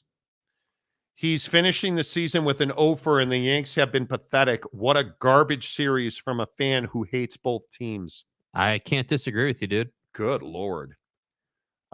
Stadium guy James. Oh, here we go. Okay. Trust me, I know what I'm talking about. Lane's wife pays for her nails and tan and more clothes. My wife is very attractive and doesn't need all the extra stuff, and she likes sports. So wait. So we've gone from get your ass in the kitchen and make me a steak while I watch football to she is attractive and doesn't need all those things, which makes her a better option. See, and the problem is when you've been married, I've been married I think this is my 24th year of marriage. 23rd year. 2000. It'll be my 24th anniversary coming up. And the thing that you quickly understand is, now I married way over my head, but James, take notes. The thing that you have to understand is my wife is my girlfriend and my best friend. Like, we're standing on a tee box the other day and I'm literally telling her, man, your ass looks great in those pants. Because it does.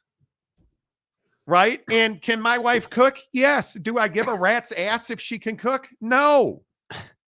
No, I don't. No, she actually enjoys cooking. That's like a thing for her. I don't care. But the thing that is amazing is cooking and liking sports are irrelevant. Now, my wife can cook James, and she likes sports. But you know what I much more prefer is that when I walk out of my bedroom every morning at 4:40, I give my wife a kiss good morning. And when she leaves for work or when she's going for, like, we have a relationship. I don't care if she likes sports or was pissed off we didn't watch Monday Night Football last night, which she was. Because what were we watching instead? John Oliver, and I think we were watching the World Series and House Hunters and, right? Like, it's about the relationship. And for guys like James, apparently beauty is in the eye of the beholder, which is fine. It is what it is. It's fine. What else is Mayor, my wife is smoking hot. She loves BYU football and makes me happy on a daily basis. Wow. My wife lets me put Chicago Bears flags in front of my house. Right? She watches politics with me. Her and I fill out postcards to remind people to vote. That's what it's about. James out here backpedaling like Dion in his prime. That's what I'm saying, dude. That's what I'm saying. Stadium guy James, let the Yankees implode so the Rangers can get Aaron Judge in free agency. He just signed a massive contract. Didn't he just sign a contract? Hold on. Whoa. You're not getting a free on Glove Life Stadium? He would do well at Glove Life Stadium. You mean Globe Life Stadium? We have a retractable roof when we never open it, but he would crush the ball at Globe Life. Okay. I think Aaron Judge just signed a huge contract, did he not? I could be wrong. Yes, because he almost went to the Giants. And he met with the Dodgers and remember that? He went and met with the Giants, Eric and Raleigh. Yeah, $360 million. Yeah, he's going to the Rangers for sure. Yeah. Yeah, man. Wow. Like, I mean, how could he not?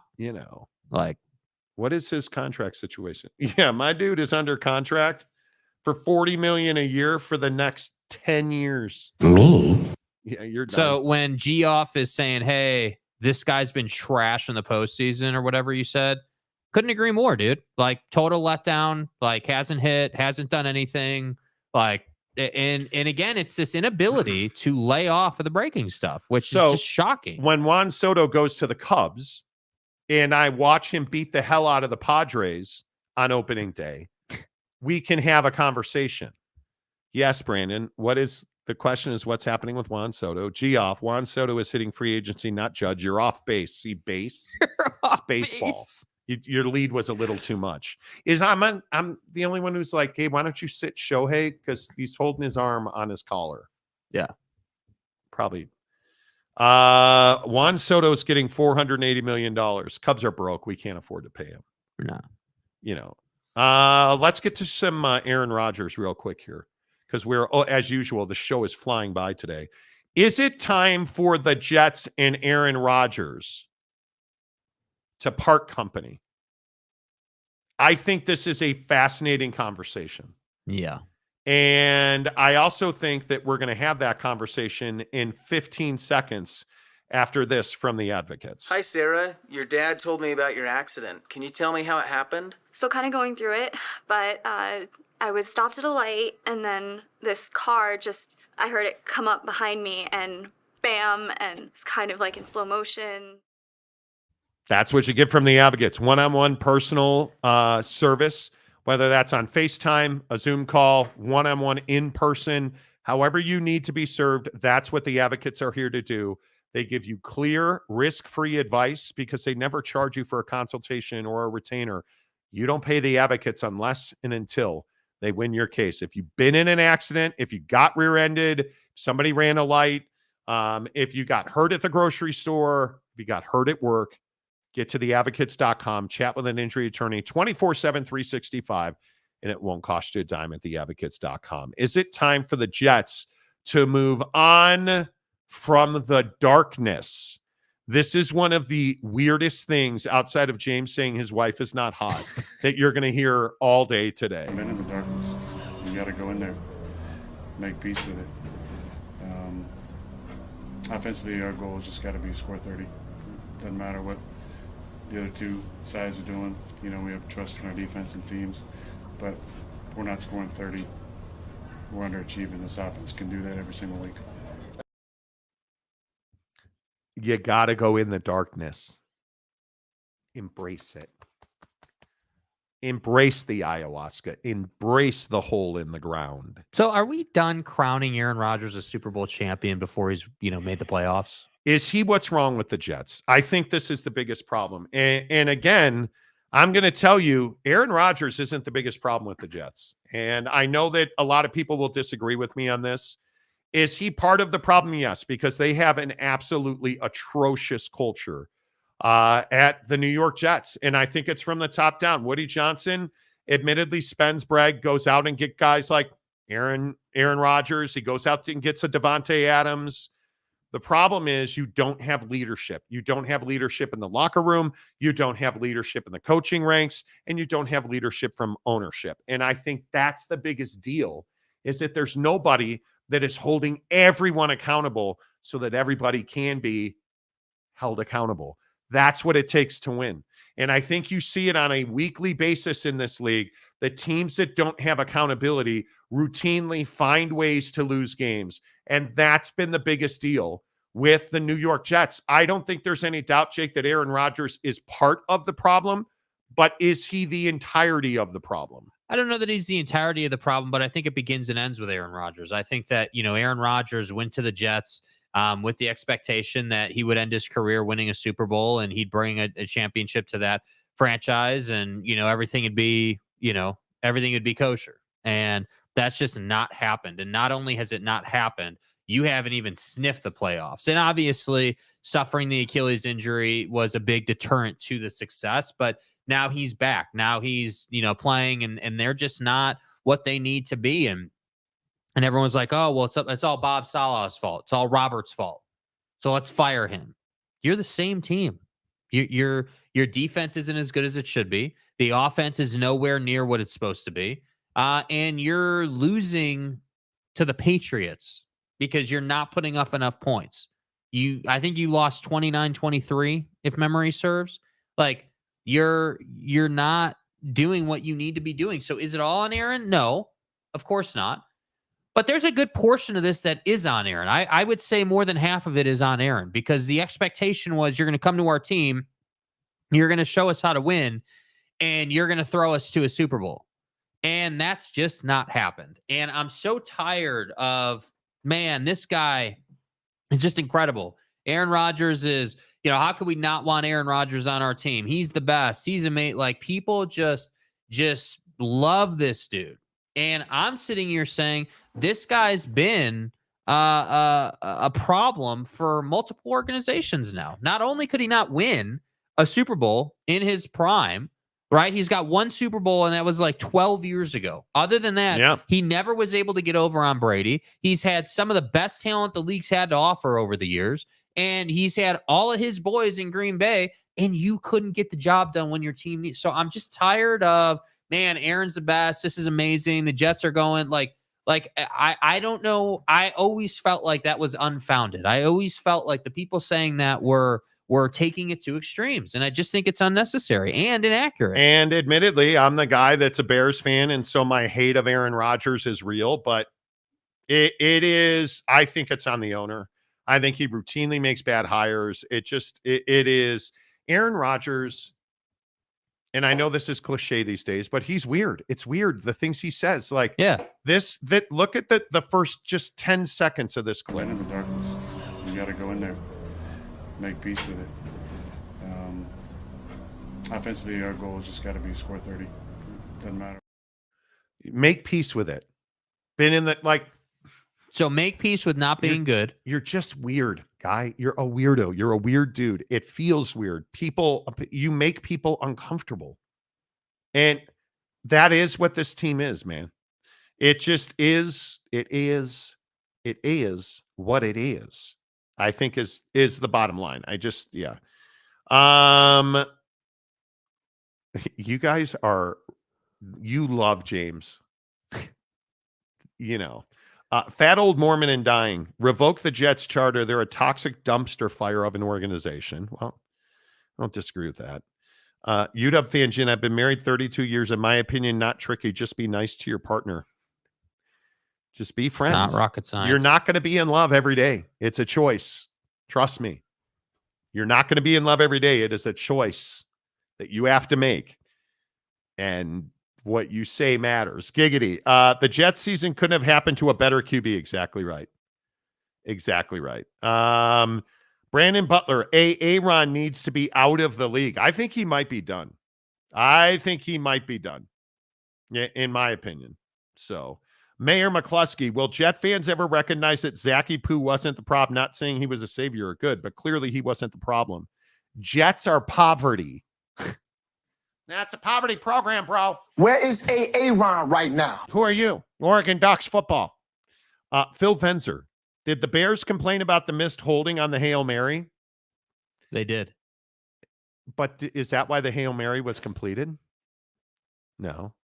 And listen, I am all here for talk about the Bears because, listen, you should have, in my opinion, not taken this apology. Tyreek Stevenson, the guy that was taunting Redskin Commanders fans. I still say it too often. Washington Commanders fans. Now, did it impact his ability? No. Did it impact his position? No. Was he in the wrong spot? No. Was it a bad look? Horrible. To Chicago and teammates, my apology for lack of awareness and focus. The game ain't over until zeros hit the clock. Can't take anything for granted. Notes taken. Improvement will happen. And he used the wrong hashtag. Like, I would be in favor of cutting him. Right. I would be in favor of firing Matt Ebersucks. You just can't. This is what you can't tolerate. You can't tolerate this. You just, in my opinion, when you talk about culture and winning versus losing, The Bears lost that game because they don't have a culture of winning. 100%. They don't know how to win. They don't. And by the way, that's supposed to be Eberflus's best side of the ball. Defense. That's exactly right. Like, we're not having an offensive conversation. And you can't even apologize correctly. And there is no apology for what. Do you understand that as much as people want to put it on Tyreek Stevenson, it's really not on Tyreek Stevenson. Did he make the wrong play when the ball hit his hand? Yes. Did he try and catch it? I don't agree that he tried to catch it. He just tried to hit it. When what you're supposed to do is never bat it up in the air. You're trying to, and they teach you guys probably don't give a rat's ass about this. When you jump in the NFL as a defensive back on an interception, on a pass, whatever it is, they teach you angles of arm and hand. And if you watch the angle of his hand, it's terrible technique. Yeah. But is it his fault? Not really. Where should he or Byard have been? Boxing out the tight end in the end zone. And according to the Bears, Tyreek Stevenson, it was not his job to jump for the football. He was supposed to be on the man in the end zone. Now, here's the other problem. Why do you have somebody spying the quarterback? You're 84 yards away? Yeah. Can't have a spy there. It's rush 3. Everybody else is back at the goal line. Plain and simple. What else is the problem? You can never have a guy standing behind you on a Hail Mary. If you're defending the Hail Mary, your back line is the guy that's in front of you. Right. You are behind him. It's just bad technique. It's bad fundamentals. That's Tyreek Stevenson. Yes, it's his fault. But it's not all his fault. Matt Eberflus. And this is the Neil Brown needs fire conversation. The problem is the Bears have shown improvement. And you have a defense that is elite. But every week, what happens? There's a mistake like this. You just don't execute. You got to go. Yeah. You got to go. It's as simple as that, in my opinion. Sean Rollins, Aaron Rodgers is a problem, not the problem. Totally agree. Geoff, Buddy wanted a Tom Brady fairy tale ending so badly, and it'll never happen. I don't think it will. No, and that's on him because he facilitates a bad culture. Ronnie Southern, it makes you wonder what is truly wrong with the Jets. They fired the coach and are still losing. The experts say they have an elite defense, but never can make stops when needed. And it's what I've said all year, and you guys have criticized me for it. Their defense is not elite, and it should be. Defense has been good. Has it been elite? Certainly not. Stepanek, Kansas City Chiefs just got more help on defense and from the officials. RJC, man. Every week they get calls to help them win games. Creepy, cringy guy equals Rodgers. Let Aaron Wilson be the new Jets QB. That guy knows how to airmail it. See, he works for the post office. Right. Bailey Dietrich, the Cleveland Browns are a dumpster fire of a front office, including the owner. Okay. And they won. Got to talk about Stefanski real quick. Was Stefanski held hostage with Deshaun? Or was that on Stefanski? Because, Jameis comes in, they have a nice week, beat the Ravens. He makes a big play at the end of the game there to help him steal the victory. And everyone's like, well, maybe if the front office hadn't forced him to play Deshaun, you'd be having a different conversation. And I think it's a fascinating thing to have to talk about in Cleveland. It's awfully difficult not to say that when you get that performance out of that offense. Finally. That doesn't happen with Deshaun Watson at quarterback. No. And him tearing his Achilles, that made, Monty, he owned it. Stop. No, he didn't. Okay. Sean Rollins, Fax Bailey, and the Jets also. I agree. Calford gives 20 Monty Show memberships. Nice job, dude. Appreciate you, Calford. Thank you. Sean Rollins lifting weight. You need a winning culture like Kansas City. Oh, please. No, I'm not playing your game today. LOL, are you saying the NFL is rigged? No, but the officials absolutely helped the Chiefs again. It's not rigged, it's bias. Again. Pollyanna. Hello, Pollyanna. Hope the Bay Area is treating you well. Two good-looking men. Love from San Francisco. Good to see you. Long-time listener. Sean Rollins. The refs have a winning culture in KC. They do. That's right. Stupid 1D. Locker room always says who they want at quarterback. I would agree. Speaking of tearing ligaments, you see Taylor Hendricks in his Gumby leg last night? Bro. Yeah, we talked about this in the pre-show meeting. The vaunted pre-show meeting behind we the were scenes. we were gonna take a still shot of it, but I'm not saying we should do that. Yeah. The Utah Jazz are in bad shape. That's a bad basketball team. They're 0-3. And I admit that they've done a phenomenal job this year. They're in position to be raising the flag or whatever, poop in for Cooper. Getting in the pooper for Cooper. Yes, they're in the pooper for Cooper. The Utah Jazz are in the pooper for Cooper. Man. But I think it is very interesting. If you didn't see it, Taylor Hendricks, the second-year guy for the Jazz. I don't know how he did it. I've watched the play a bunch. How did he break his leg? Yeah, people are speculating that he had some type of issue. He must have had a fracture in there. Yeah, because he, it looked to me like he just briefly, 2-3 inches slipped, shoe caught, leg popped. That's guys slipping like that happens in the league all the time, nightly basis. There had to be a structural issue with his leg. Had to have been. Was it gruesome? It was pretty bad, dude. It was bad. Was it Joe Theismann? Was it Alex Smith? No. It wasn't Paul George. Well, yeah. But was it white guy that used to play? Gordon Hayward. No. White guy that used to play. Was it Gordon Hayward? No, it wasn't. But that was, yeah. It's fine. It's fine. Ronnie Southern says, I received one of the gifted memberships last week, so thank you. Well, it can almost only be Gumby because dude just balls out. Not so much gruesome, just maybe want to go to bed early. Yeah. Yeah, and are the Jazz in good shape here? Are they in the right? They're not. This is embarrassing now. All pooper for Cooper aside. I mean, you're trying to lose again. And the hockey team now has lost, I think, 3 straight.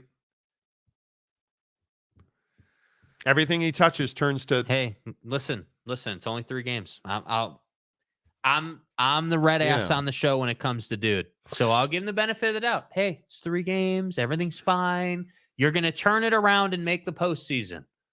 It's going to happen. Come on. Sure.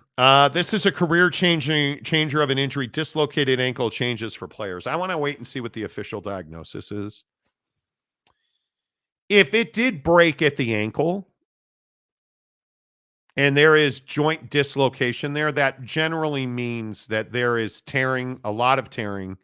If it's broken bones and torn ligaments, that's a game changer. If it's just a break in the lower leg. Yeah.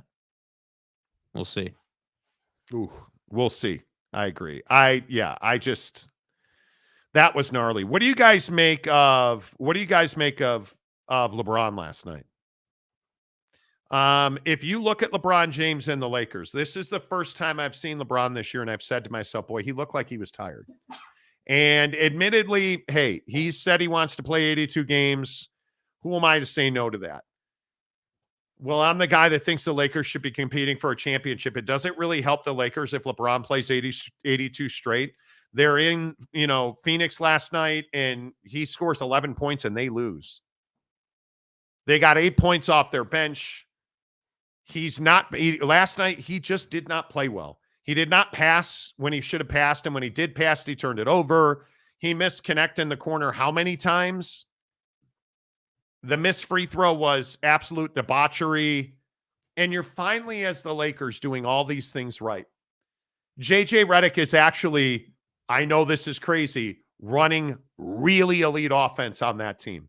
Their double screen sets, that action with D'Lo and AD at the top, and then AD and LeBron at the top, where they're pick and roll, pick and pop, like it's elite offense. But do we want LeBron James playing 82 games a year if your ultimate goal is to win an NBA championship coming up here this spring? Jake, I think the answer is absolutely not. He cannot play 82 games. No, and I don't think he can. And I think that people have to be cognizant of the fact that this is his 22nd year in the NBA, man. Like I know we've been saying it for years. I know that he's, pushed off Father Time, but at some point it catches up, man. And at some point there's got to be a conversation about keeping him fresh, because when he is fresh, when he's rested and at full energy, he can still dominate a game. He can still come in and take over the game. He can still come in and stem the tide. And I feel like for LeBron, there's definitely a pride factor at play here. Obviously, this is someone who is the best player of his generation, has always been a starter, likely will continue to start for the rest of his career until he's done. And I respect that. I understand from LeBron's point of view, why he wants to continue to prove the doubters wrong. I get it. But what you don't want, if you're a Laker fan and you're in that organization, is you don't want to play him too much, overexpose him, and have him pick up an injury. Because I remember the LeBron lower leg injury from a couple seasons ago, where they had to manage that thing and they had to make sure that he wasn't playing too much on it. And like there was a lot of that dynamic at play. And I just don't think the Lakers can afford to have that happen. I agree. JJ Redick's been really good for this team so far. Offensively looking good, defensively looking good. But the reality of the situation is Bron's got to develop chemistry with Dalton Knecht, right? That's got to happen. That guy's an elite shooter. He's shown it time and time again, off the dribble, from the corner. Like he's developing a mid-range game. Like the guy can play. And when JJ Redick's coming out and talking about how, hey, Austin Reeves is better than I thought he was. I knew he was a hell of a player, but he's a better basketball player than I took him to be. Like JJ understands how to win ball games with this roster and with this club. So yeah, I don't think you should be playing LeBron James 82 games. I think it's okay to say, hey, yeah, there are going to be times, Bron, where you don't play on the back-to-back. There are going to be times where, it's 100%. Okay for you to sit. It's okay to not have to play, 35, 38 minutes a night for the entire season. I would rather you be 40 minutes a night in the postseason because you played on average 30 minutes a night in the regular season and stayed fresh. That's what needs to happen. Yeah, we'll see. I am convinced that this team is capable of winning an NBA championship. The way that Anthony Davis, again last night with the double-double and elite defensive performance again, I think they're arguably the best defensive team in the West. OKC is going to have a say in that. I understand OKC is still the best team in the Western Conference, as they should be. But the Lakers are going to be right there. And ultimately, with the way that this game is played in the NBA playoffs, I think the Lakers are the best team in the West, built best to win a championship. There is something systematically wrong right now in Denver. I don't love what I'm seeing out of them. I just think they're tired. I think you could be right. Tired. I think you could be right. I think that Michael Malone, please. Is somebody, he's one of these head coaches, much like Aaron Boone, much like JJ Redick. He's one of those head coaches that does it his way. He's not like a conform to the norms guy. And they've had a lot of success. To the norms. Yeah, they've had a lot of success doing it his way. Yeah. But I think when your players are really tired, I think when Jokic has played as much as he has, it's no secret, man. If you're gonna play a full season, go through the playoffs, then play the Olympics, then come back, you're gonna be tired. That's not unique to LeBron. It's not unique to Jokic. Like, they're gonna deal with that. But I think, to your point about the Lakers in the West and how the West stacks up, the problem the Lakers have had in the postseason is their shooting percentage takes a drop. Their shot selection goes down the crapper, and so your shooting percentage goes down the crapper with it. And then you wind up having OKC run you out of the gym in transition. Well, but I also think Austin Reeves is significantly better already. Dalton Connect is significantly better than anybody thought he was. So. And I think JJ Redick deserves a lot of credit for that. I think the offense they're running is allowing Reeves to thrive. And we've been saying that for how long? I mean, I remember talking about it on the show when Darvin Ham was coaching this team that, hey, you're not using Reeves the right way, so it's limiting his ability to perform for you. Hondo P. And now we're seeing Reeves take off, which is great to see. Habitual muffin. Feel like they're going to regret not trading Laurie to the Warriors. They had a deal on the table, and they didn't want to do it. And you can't tell me this team is going to all of a sudden turn the corner and win a championship next year. That's not how this league works. No. So I think you might be right. Main event says fractured fibula. If that's all it is, he'll be back. Next year, he'll be fine. Yeah. If it's joint-related, torn ligaments, if it's a displaced fracture that came through the leg, like, we need to see. Who has the broken ankle? Taylor Hendricks for the Jazz. Sean Rollins, LeBron is sick because Junior got sent back to real-life basketball. He's still on the Lakers. I think their plan for him is exactly what it should be. Get on the bus, dude. He's on the taxi squad between the G League and the NBA, which is exactly where he should be. Fat Jesus. LeBron should play every minute of every game. F the Lakers. There is a lot of F the Lakers out there, isn't there? Yeah. There really is. There really is. Mayor McCluskey, Gordon Hayward was never the same after his hot-ass injury. Dude, that's one of the worst broken legs we've seen in the NBA. Yeah. That was, I agree. Gnarly. He was never that guy again. He was never, like, you look at Devin Booker and you look at just how, speaking of James's hot wife, you look at Devin Booker. Is he the best at drawing fouls and getting to the line in the NBA? I think he is, because you look at how he went about his business last night, 8 for 8 from the line. That dude, he 33 points, 8 of 8 from the line. Devin Booker is 10th year in the league. I'm telling you, homie's balling out. He is, Brad's Adams. Should Tom Chambers be in the NBA Hall of Fame? No, he should not. Good night. I'm a big believer that if it's the Hall of Very Good, Tom Chambers should be in. Dude, if you got to ask the question, you're not in. I would agree with that. Like, I would agree with that. You're not in. If you're wondering, you're not in. Yeah. You are not in. Yeah. And I maintain that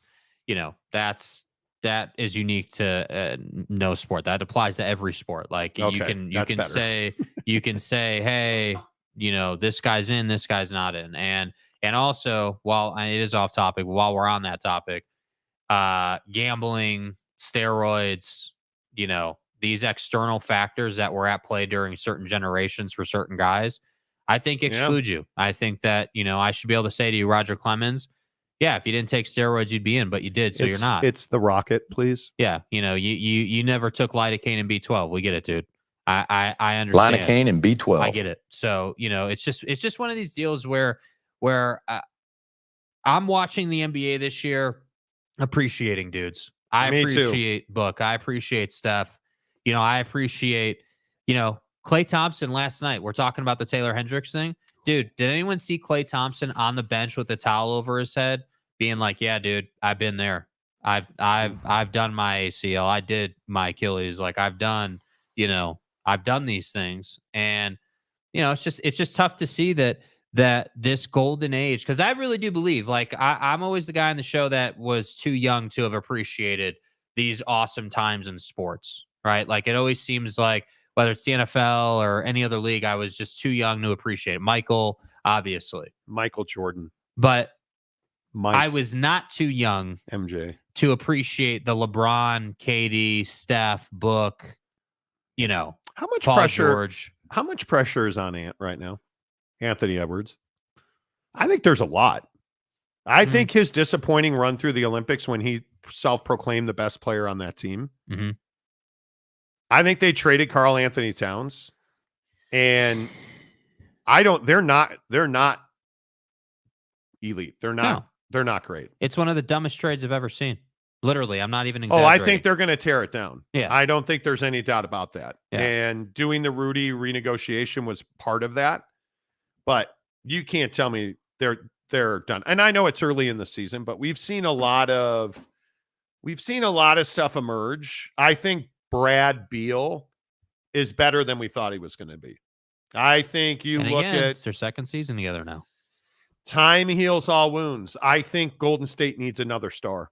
That watching them and watching them now, like Lowry Markkinen. Lori, please. You look at their upcoming. We're going to find out who they are pretty quick here. They've got back-to-backs with New Orleans tonight and tomorrow. And then this road trip for Golden State is Houston, Washington, Boston, Cleveland, OKC. Yeah. Are they still in the top 10 in the NBA Western Conference after that trip? No, probably not. I'm going to guess they're not. You're not going to beat Boston. They need another star. I'm telling you, Golden State needs another star. They need another scorer. They need another something. Mm-hmm. So we'll see. And I'm not Mile High Phil. The problem with the Nuggets is they have no one to consistently make the three. This is why I've never liked Westbrook signing. I am telling you, they need to cut him. Yeah, dude's a problem. Dude is a problem. They're back to, do you guys see that the other teams do not guard him? They let him stand on the 3-point line. He cannot shoot. I don't know where he went, where his jumper went. Yeah. He's horrendous. All you have to do is double and triple and take space away from Jokic and you're winning the game. Because they have nobody that can knock it down. Yep. Nobody that can knock it down. Period. Mayor McCluskey. Why? Jake, do you know how to pronounce that name? Buechele. Ooh, Steve Buechele.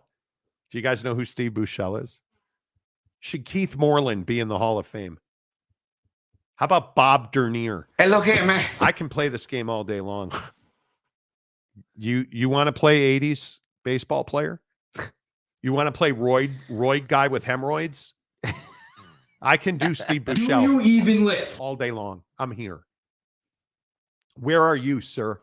I can do Scott Verizor. I'm for real. I can do Ivan DeJesus. I'm for real. I can play the game. Okay? So don't even think about messing with me. Yeah. Who's pulling Damon Berryhill? Not you. This guy. So you better check yourself. Carmelo Martinez? Yeah, I didn't think so. All right. We should probably move on. I grew up on 80s baseball. So did I. And if you just look at I don't know, name one 1983 Philadelphia Philly. Just one without looking it up. You name one Philadelphia Phillies player. Because I think I can name probably 10. And I'm going to start with Von Hayes. You don't even know who Von Hayes is. Bo Diaz. Hold up. Scroll back up just a little bit to those pictures. Uh-huh. Notice all the stashes in the 80s. Yeah, dude. Bro. Like, I'm here for it. Gary Maddox, Gary Matthews, Michael Jack. Michael Jack. You don't even know who Michael Jack is. Von Hayes in right field. I don't know who any of these dudes are, bro. Greg Gross. Well, scrubs as far as I'm concerned. You know, Kurt Bavacqua. Bavacqua. Don't play me. Don't play me. And I'm certainly not going to lose my S over a player like Bavacqua. Robin Yount. Yes. Greg Luzinski. Rudy Law. How about Vance Law? Not related. Not related, Rudy and Vance. Don't play with me. So-called experts. John Cangelosi. Yeah, suck it. Cangelosi. How about Kevin McReynolds? Yeah, got you on that one too, didn't I? Yeah, what are you going to do? Don't try me, sir. Oh, I win. Google me. Yeah, don't try me. Google me. I don't know. Mike Schmidt played for the Phillies, right? Yes. I'm a Royals fan. Well, then why didn't you say Hal McRae, sir? What kind of Royals fan are you? Hey, James, any updates from the kitchen, bro? Louis Tion. Raleigh Fingers. Carlton Fisk. Fred Lynn. Some guy named Bo Jackson. Oh. You want to play? Ron Karkovice. Who doesn't need some? Who doesn't need These some? names are just crazy. Who dude. don't? Karkovice? Who don't need some Carco? Ron Karkovice. You want to play? Ron Say, you want to play? Come with it. You want Larry Boa? Yeah, gotcha again. I don't know. I don't know what I'm doing. Yes. Andre Dawson. What about George Bell? How about Albert Bell? We can play the Bell game. You want to ring the bell? How about Mel Hall? Let's ride. Yeah. Dave Parker, yes. Sorry, boys, but since we have no professional baseball team here in the Rockies, pun intended, Chris Bryant. Dante Bichette. Bo Bichette. Bro, you're... Boba Fett. I grew up a Dodger fan, so I'm happy at the moment. Yeah. Len Dykstra. Ron Darling. I don't regret those decisions. Bob Stanley. Bob Tewksbury. I can keep going all day long. Okay. I could do this all day. That's right. Exactly right. Don Mattingly, of course. You know. But like the obscure name, the Von Hayes. Karkovice is a wild name. That's the one where you're like, oh yeah, Von Hayes. Right? Like if you look at the 1981 Reds. Let's go with the 1981 John McNamara managed Cincinnati Reds. How about Ron Oster? Yeah, you ain't thought about Oster the Toaster in how long? Oster the Toaster. You know. How about Michael Berry? You don't even know what position he played. It's called 69, boys. This is what I do. How about the 88 Cubs? Oh, this is going to break my heart. The 88 Chicago Cubs. That got me a no answer. Gary Woods. Anybody like Gary Woods? 1988 Chicago. Thank you. Don Zimmer, the manager. Jim Fry, the GM. I don't even have to go. I know the names. Greg Maddux, the Hawk, Andre Dawson, Ryan Sandberg cheating on his wife, allegedly. Rick Sutcliffe. James? Rick Sutcliffe, who drinks far too much. Jamie Moyer. How about Jamie Moyer? Jamie Moyer. Raphael, I didn't take steroids. Vance Law. Damon Berryhill. Your mom. Never. Davey Martinez. Hey, Davey! Manny Trio. Manny Trio was on everybody's team. Yeah, Manny Trio. Wow. Gary Varsho. Is that the Dalton Varsho? Shut up. Jeff Pico. Wow, Pico. Man. Ooh, Mike Harkey. Yeah. Like for pitcher. Instance. Mike Bilecki. Kevin Blankenship. Bilecki. Dude's name is Bilecki. Scott Sanderson. Who are you, Balake? Their rotation, Maddox, Sutcliffe, Moyer, Calvin Schiraldi. Other team Calvin Schiraldi play on. Come on, let's go. Calvin Schiraldi, the other team he was on. Dodgers. No, you freak. The 86 Boston Red Sox. Come on. You're not pulling one over on your boy. Shawan Dunston, absolutely. Pete Incaviglia. That's right. Pete Lecoq. That's right. Pedro Guerrero. Damn right. Hiscock. Please stop. Most of us weren't born. Grow up. It's not my fault that you weren't boiling in the bag on time. Talk to your parents. 21 times a day. Yeah. Or a week, I think. Yeah. Darrell Evans, yes. Yeah, I'm born in 1989 and I'm 35. Huh? You were born the year I started driving. You Google pee me. in a pod. Fred Carter, yes. Tim Raines. Yeah, no duh. Guys. Now do the 1980 Real Salt Lake players. Nah, I'm fine. I'm completely fine. I'm fine. Yeah, I'm good. Prize Picks, the official daily fantasy app of the Marty program. Use the promo code Monty, M-O-N-T-Y, Monty. Here are my prize picks for tonight in baseball, since the World Series likely ends tonight. Juan Soto. 1.5 hits, runs, and RBIs. I took more. Max Muncy. Thurman Munson. Dave Winfield. Chris Chambliss. Naming all the great Yankees. There's so much. Jose Canseco is a Yankee.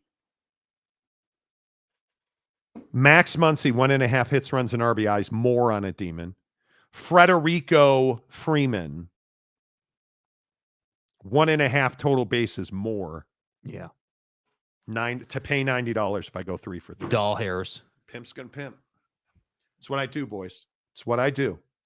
Yeah, I name 1980s. What about like? Trying to think. What about like the 19? Go to the Bears or something. Go to a football team. Oh God, the 85 Chicago Bears have so many good, obscure names on that team. L.A. Mike Richardson comes to mind. This is baseball reference. You're such a dick. I'm glad you think that's funny. I do. Shut up. Shut up. Because I didn't even realize that. Shut up. Bears draft, the 1985 Chicago Bears draft. William the Refrigerator Perry, Reggie Phillips, James Maness, Kevin Butler. Nobody cares. How about the offensive line? Here's some pimps for you. Kurt Becker at guard. Fat. Jimbo Covert at tackle. Fat. Mark Bortz. Jay Hilgenberg. Tom Thayer. Keith Van Horn, the football player, not the Utah Ute, New Jersey Net. How about Mike Singletary? Otis Wilson. Wilbur Marshall. God almighty. Brian Cabral. Ron Rivera, the linebacker that went on to be a coach. Les Frazier. Reggie Phillips. Reggie. Dan Hampton. Tyrone Keys. Pimp. Emery Moorhead. Dude. What am I supposed to do with this, dude? What did I tell you? Bro. Macaque. How about Dennis McKinnon? Position. Don't look. You have to guess. Safety. Shut up. Is he a safety? No, he's a wide receiver. Oh, okay. Good old number 85 for the beloved. Yeah. Willie Gault. Thomas Sanders. Matt Suey. How about Dennis Gentry? Good old number 29. I could do this all day. Fucking Cole Beasley. I could do it all day. Ken Caminiti. Oh, what a tragedy that was. Matt freaking Chop Suey. That's right. Mayor McCluskey, I'm sorry, everyone. Pulling the rando sucky 80 baseball player is all on me. It's your fault. Yeah. It's your fault, and I enjoyed every second of it. Nice job. James, we're going to need an update tomorrow on whether your wife is still with you. We're going to need to know, did you have a prenup? Does she get a cut of the pedo priest book?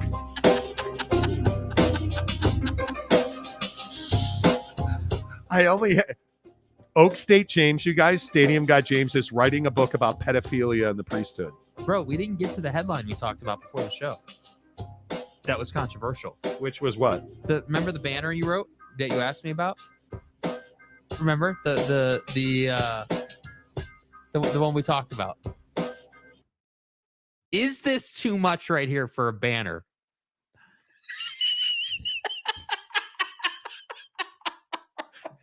I stayed away from this game mid-show because I was like, I shouldn't put this banner up here. And so Jack Wagon calls it out. Is this too much? Now, I understand that the Electoral College is huge in Pennsylvania. I ain't worried about the Electoral College on this show. Screw Penn State. I thought Pedo State would have been a better fill-in. Yeah, he's trying to convince me before the show.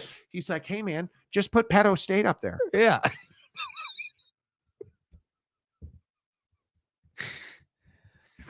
What do the people think? Mr. Preston, I remember learning about all this in history class. Thanks. Thank you. Thank you. I'm old. You know, it's fine. Yeah, scary. Whoa. Please do it all day long. That's exactly right. Louis Capazzo, that banner is just right. No reason not to call a spade a spade. I think the title is fitting. Keep the banner. See, there you go. We'll keep the banner and preview that game starting tomorrow. It's only Tuesday. Yeah. It is only Tuesday. Yeah. Until tomorrow, say goodbye, Jake. Goodbye, Jake.